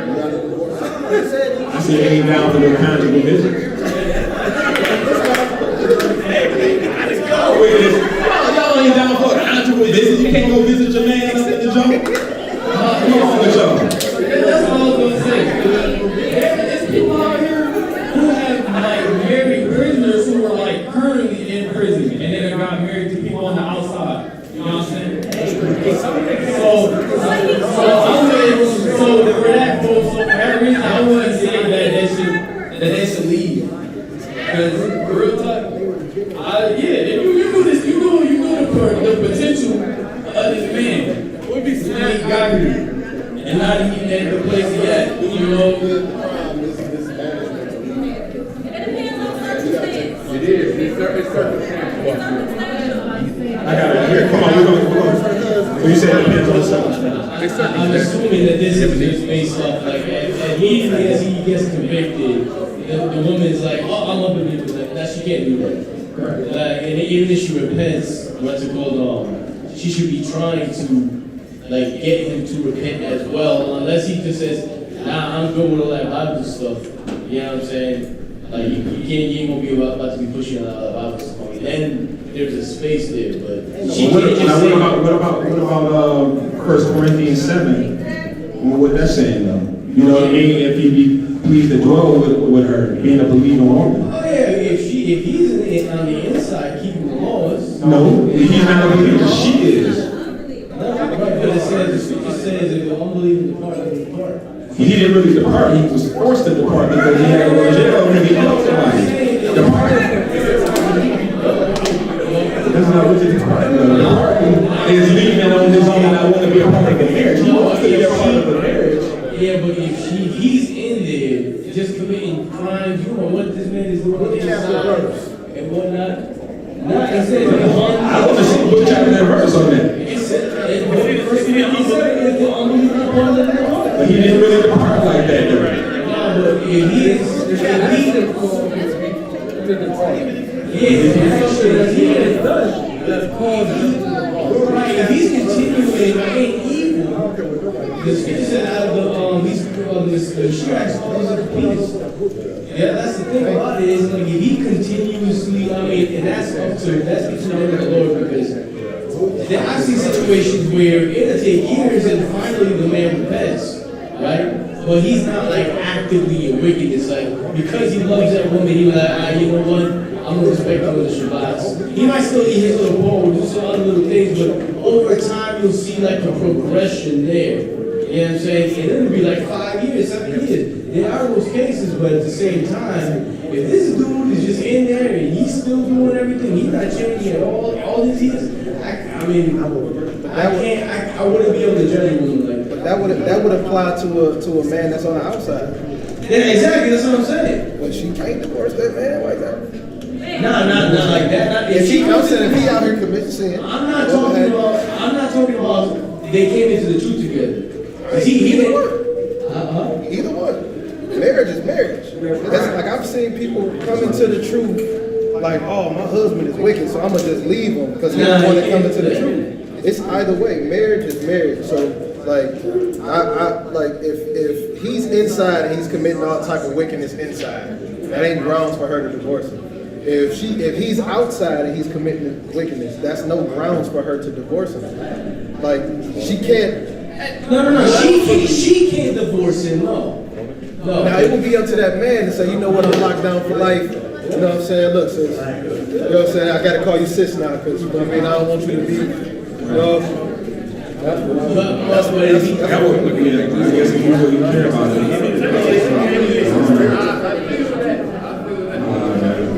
I definitely feel Yeah, I got some more. We gotta keep it moving. We gotta keep it moving, y'all. Come on, I gotta keep it moving. I got one more question. Here, one. I want to hear what they say. I got some more. Alright, so for this verse in Numbers 30,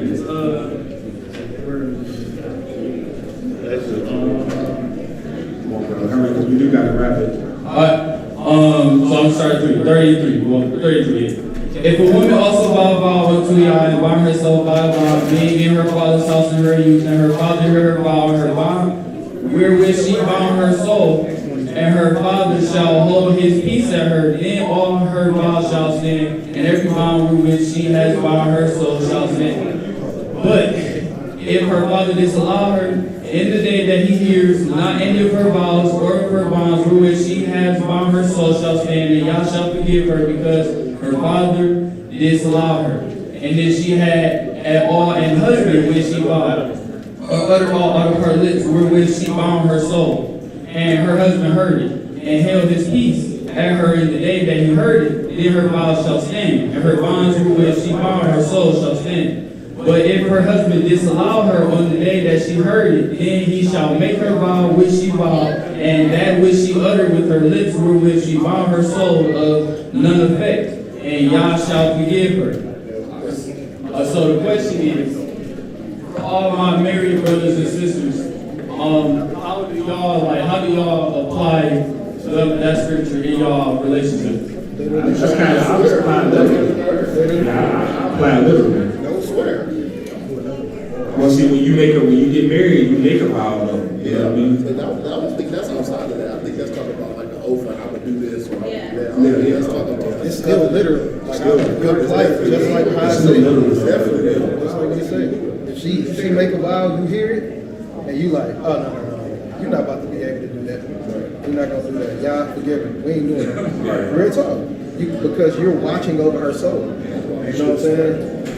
And so, okay, so this be, so when it's talking about a vow, does it mean like, do you, is it speaking like to oaths, like just like, okay, I promise I'm gonna do this, or can it be speaking to like signs, like contracts or any kind of thing like that? Like if she signed it, you better get to it before she finish out the signature. Because with any states or courts or whatever, if she signed that paper and it gets sent off, it's a legally binding document. Right. And if you right there while she signed, they're like, oh no. We ain't even sending that in.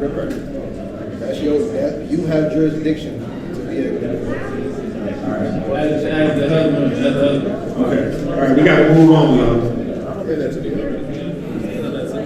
All right, here's the next one. I got you. If a woman, now check this out. If a woman, we got a couple more, we gonna wrap it up. If a woman has 5 kids and is looking for a husband, but she haven't found him yet, but she got a sugar daddy, is that all right? Wait, what? I had to mess with you. I know that's an easy one. I'm just playing. All right. Yeah. No. All right. So here, check it out. You got a millionaire couple. Now check this out. Now this one kind of important. You got a millionaire couple, right? Is equally successful in their respective careers. Should the woman be submissive? How could she display her submission to her husband? That's the same thing. Okay. A millionaire, yeah, I guess, yeah.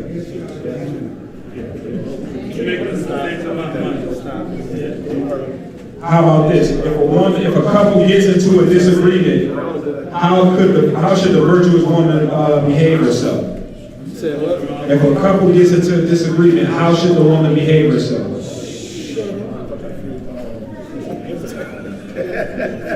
In the disagreement, they got an argument here. How should the woman behave herself?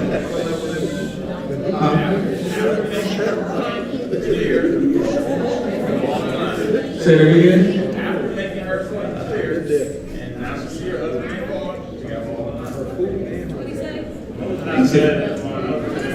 Say it in the mic.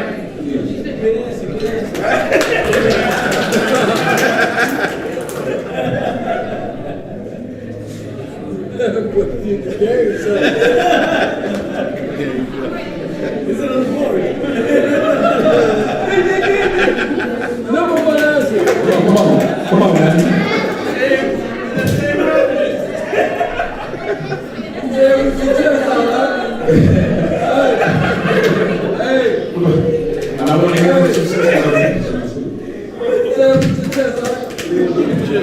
Come on, man. Keep it moving. After making her point clear, and now she understands her husband ain't going for it, fall in line. Good answer.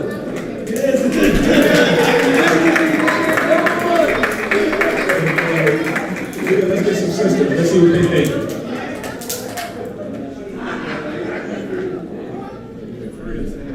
And I got one more and we'll wrap it up. Redo the question. Like I said, Let me do the question while you're taking it. If a couple gets into a disagreement, how should the woman conduct herself if she's virtuous? It takes it back to the first Peter 3. Also trying not to belittle your husband, be disrespectful to them. Let's just go and pray and let the Mashiach handle it. Right. Yeah, he's Right.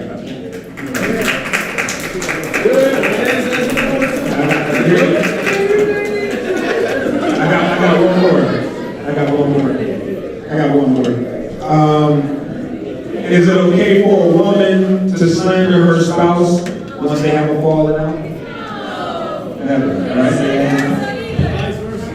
And vice versa. And vice versa. And vice versa. It's never okay to slander your significant other. Okay? So what we gotta do is just want to protect the house, even in a situation where we're not doing so well with each other. We should not go and, talk about our business to the outside. You know what that does? There's going to be some wicked women out there that look at hold it down, y'all, hold it down. There's going to be some, when that happens, there'll be a wicked woman or a wicked man that Satan is using to try to intervene and try to get with that person. All right, so now, in the eyes of the potential, that your spouse becomes the enemy to them, and they want to, intervene and get with your spouse, right? So we got to protect the house at all times. All right, we shouldn't slander to the outside. We're going through things, and we got that good counseling. Let's sit down and get some help. All right. And with that, I digress. Shalom.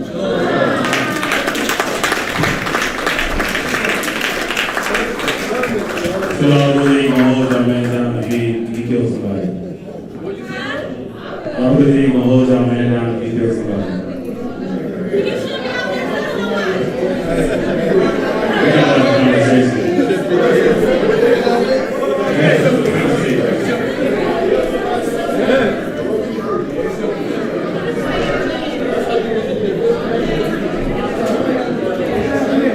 I want to go back to something I was talking about earlier when you mentioned about on the first question about the daughter going out and getting pregnant and whatnot, right? So this is one of the pains of having daughters, right? This is the father's worst nightmare is for his daughter to go out and get pregnant, right?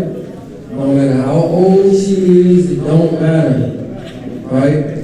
But that scenario usually turns into sin being added upon sin, right?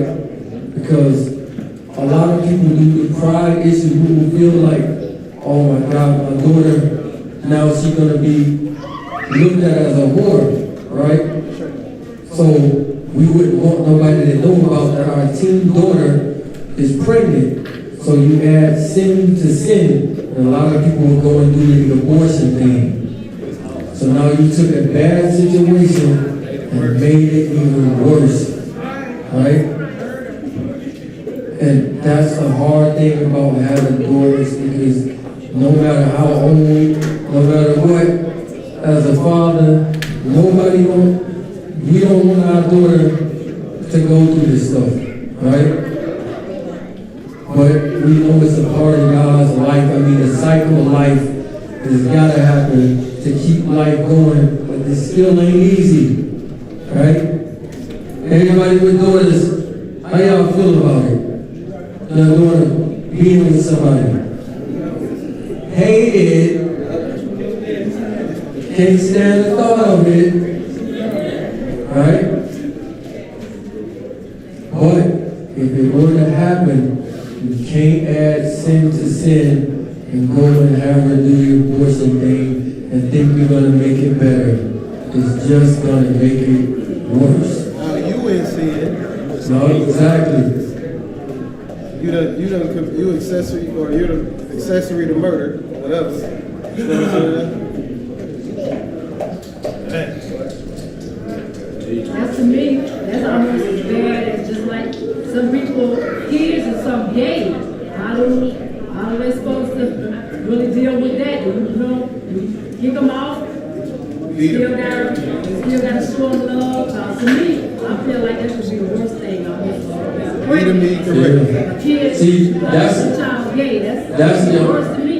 That's the flip side of, like, with the son getting a girl pregnant. To us, in our eyes, it wouldn't be as bad as the daughter, but it would be the same way if your son was gay.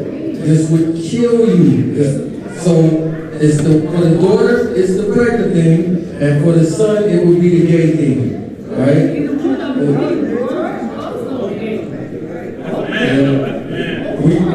We know as men know that your daughter being gay is bad, but it's not as bad as your son being gay, right? That's the double standard. That's the double standard with this thing. You know what I'm saying? We don't want either one, but you just gotta be honest. This is real stuff right here. You know what I'm saying? If we got a son and he gets something, he got a girl, and we look at yeah, boy, you're doing all right for yourself.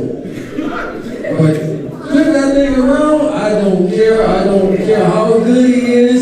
I don't want it with my daughter. It's just how it is. You know what I'm saying? I'm not saying it's right, but it's how it is.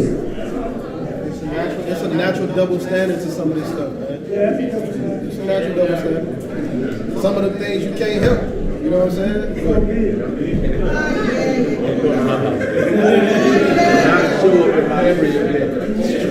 I have a bad problem with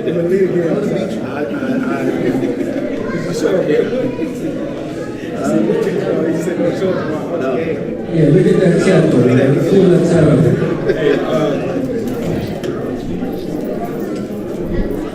I can really stir y'all up this week. The conversation of the week was stirring y'all up.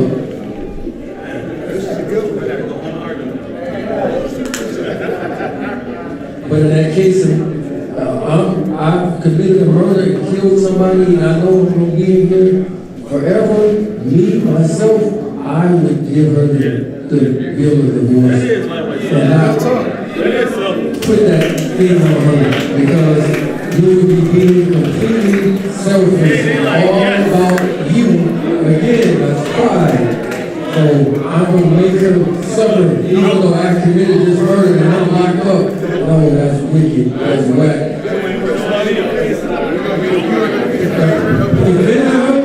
That's a different story. See, y'all bring it in most. That was disgusting. That wasn't. Well, see, I guess I should have added if he was defending somebody or if he was wrongfully convicted, excuse me. That's not murder. It's not murder. It's not murder. She would have to be wise enough to see that, because sometimes women leave a man and they wrongfully convicted too. So that into this scenarios and getting excellent stuff that you did. What he said.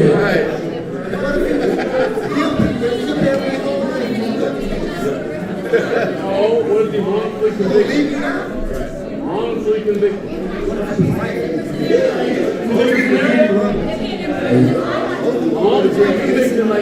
Now, you know that if you stay, quote unquote, married to her, that more than likely, she's going to become an adulterer and end up in the lake. Now, is that what you want on you?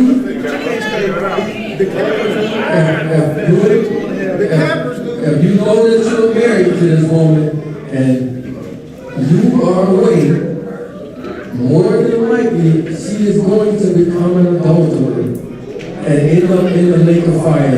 Now, why would the man, not being selfish, even do that? So again, if it was me, I would say here, in the killing but here, here's this divorce. I'm not going to hold you to this because I already know. Let me ask you something. Is that lawful? Can they lawfully do that without being transgressing the law? Because when she got said, except to be for fornication, he didn't say, well, they go to jail for life.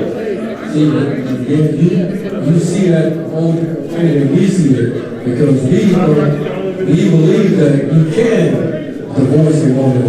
Now, you can't put her away for anything, but you believe divorce and put away on the same thing. We don't. What about if divorce is always for fornication? Say that again? Fornication, they never fornicate. So all you can do is put away. You can't divorce her. Yeah. That's what I just said. I didn't hear that. Yeah, that's what I just said. Like I said, if you get a divorce, what about you only get a divorce except for the cause of fornication? Right. And they only put her away for that. Divorce and put away, two different things. Right. They're not the same thing. So again, if I went to prison and I knew I wasn't getting out, I would say here, let's divorce. But you can't unless it's fornication. Why? Where's that at? Show me that. I thought that You can put her away for fornication. That's what it directly says. So in the New Testament, they got the words switched around to play games with it. That's all right. I wanted to ask, okay, if the man is in prison for life, he's not going to be able to provide a way home. That's what we're saying.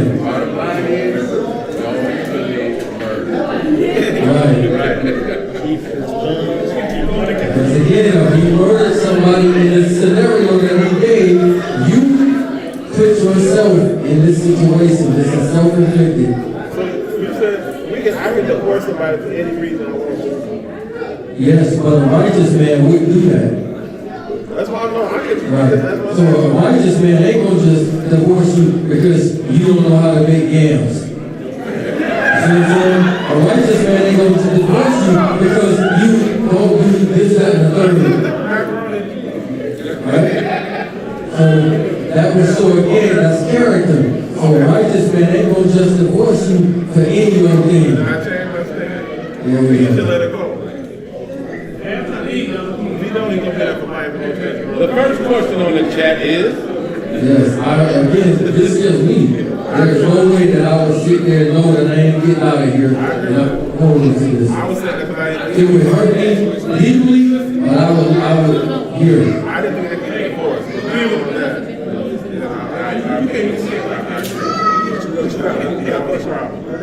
Any questions? You was thorough.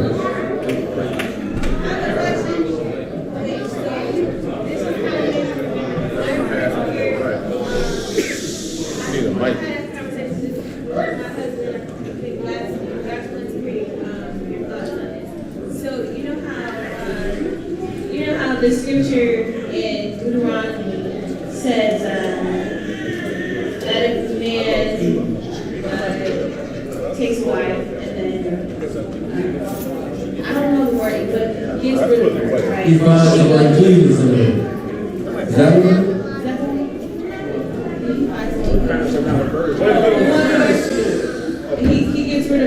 she goes to be another man's wife, he can never take her back. He says he can never take her back to himself, right? I think it's Jeremiah says, bless the land, the file.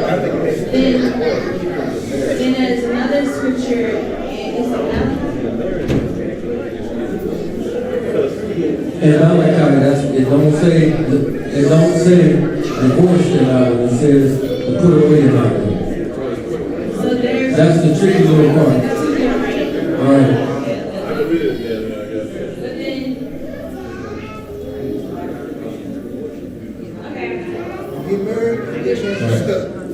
So in that Deuteronomy 24 it says, if a man takes a wife and he finds some uncleanness in her, right, he shall give her a bill of divorce and send her out of his house. That's both things, the bill of divorce and putting her away, right? And then it says, and if she goes and becomes another man's wife, he cannot take her back.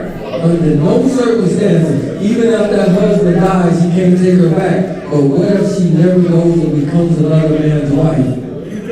He can do what? He can take her back. But once she marries somebody else, it's a wrap. Because now people try to do this. Well, we about to get back together, that means y'all was playing.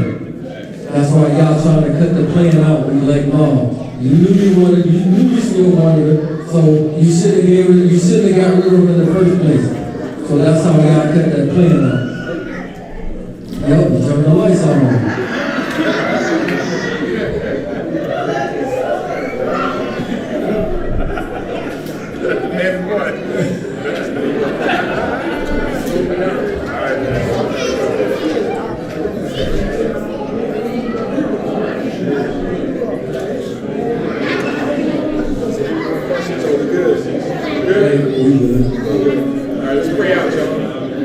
We gon' pray, we gon' pray, we gon' pray, we gon' pray, pray down, pray down. We gon' pray, we gon' pray, we gon' pray, we gon' pray, pray down, pray down.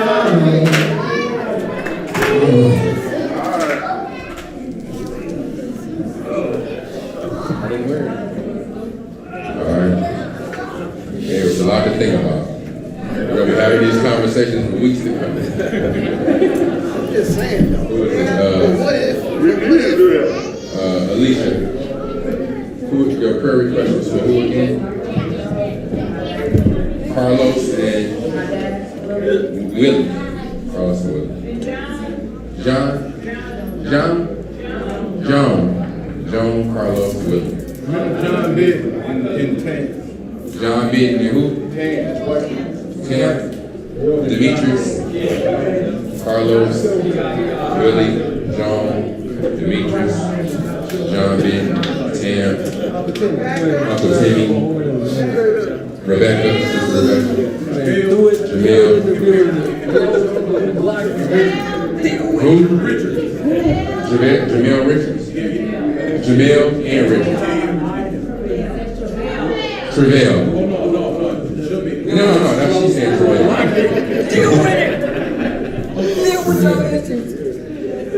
Monique. Is there another? I got one too. Yeah. No, you can order it. That's correct. Father, Yah, we thank you for the word. We pray, Father, that this word would resonate in our minds and our hearts, Father, that we would lay it to our hearts, Father, to rightly divide, Father, your word, so that we are able to gain the application in our life and our actions, Father. We pray and we ask, Father, that as we continue to be edified by your word, that we will continue to apply, Father, that we would not only just be hearers of your word, but we will be doers also, Father. We thank you, Father, for every person who has mentioned the name, Father, for prayer and for intercession, Father, for every relative, every loved one, every friend, every father, every cousin, every brother whose name was mentioned, every son whose name was mentioned, Father. and the person that is interceding for them, Father. We pray that you would look at their heart, Father, and that you would do according to your will, Father, that these people will be healed according to your will, Father, by the effectual and fervent prayer of the interceder, Father. We pray, Father, that anything that is ailing them, Father, be in mind, body, ruach, Father, if it's in their hearts, Father, that you would allow them to be made whole, even right now, Father, as we stand in belief, Father, that you can do all things, and that all things are done by you, and without you, nothing is done, Father. Father, we pray and ask, Father, as we continue this walk, Father, that you would use us for vessels for your word to flow through, Father, that you would use us, Father, to speak a word of power and life and light to those people who may still be walking in darkness, Father, that you would help us to stay on the straight and narrow path, Father, as we walk closer to you, Father, that you would be a light unto our path and order our steps, Father. Father, all these things we pray and we give thanks. Hashem Yehuwah V'Mekayim Yeshua HaMashiach Baruch HaKodesh. So be it. So be it. Avinu Shemashemayi, Avinu Shemashemayi, Ikadosh, Ikadosh, Shemka, Shemka, Tavo, Makuka, Yaseh, Resimka, Bare, Kasher, Nasha, Bashemayi, Teganu, Ayom, Iki, Ikanu, Usla, Anu, Kasher, Suki, Naknu, Lasher, Ashnu, Sabinu, Lede, Sa, Ki, Hasalan, Ki,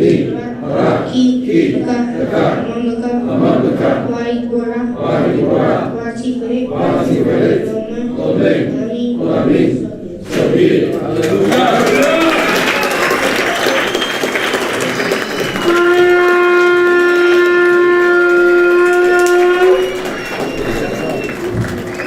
Is there any announcements before we break off?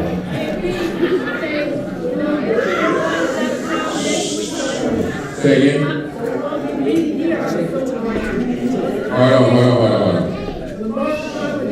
I'll call him today.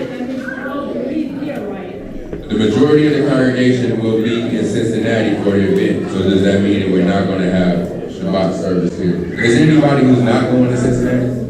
There's several people that's not going.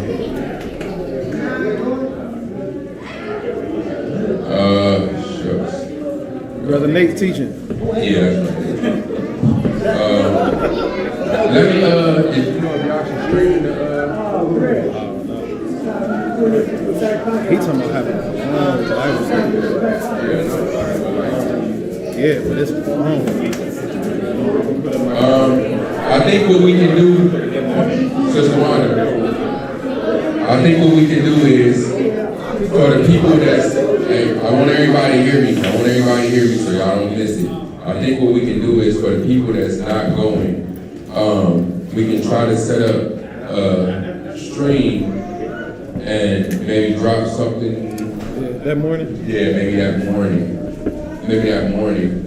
Well, you know what time this service started? I think theirs is gonna start at like 1 or 2. Who was on you next? We want to save like a drop for when we get back. Unless, let me see. Let me think about it. We gotta come up with a plan. So let me think about it.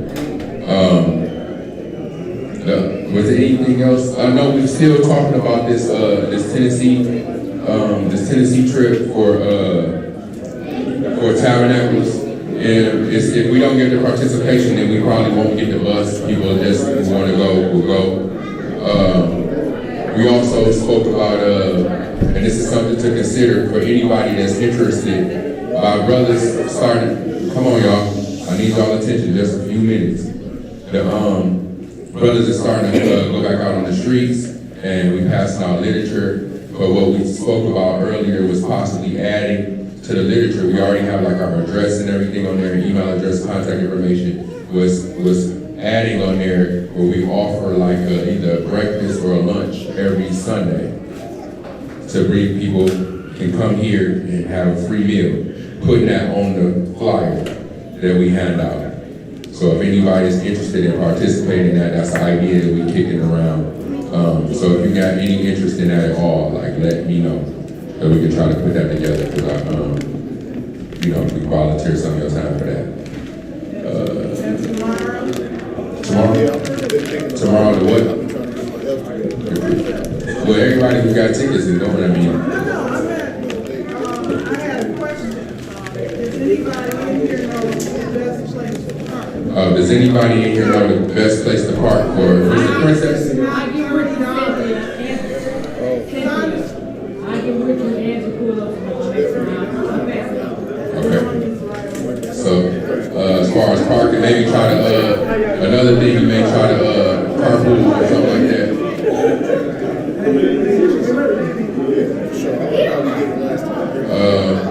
Is that it? That's it? Okay. Great. All right. We gonna go ahead and do it all over. We already prayed. I know. All right, they coming around with the offering. Don't put none of that funny money in there. What's the bucks in there? That funny money that Cody walk around got that counterfeit. Hey, so look, I just want to change. I was gonna take out a towel. So whatever you gonna send me, because I gotta go back and make it over. We ain't got a lot of change. So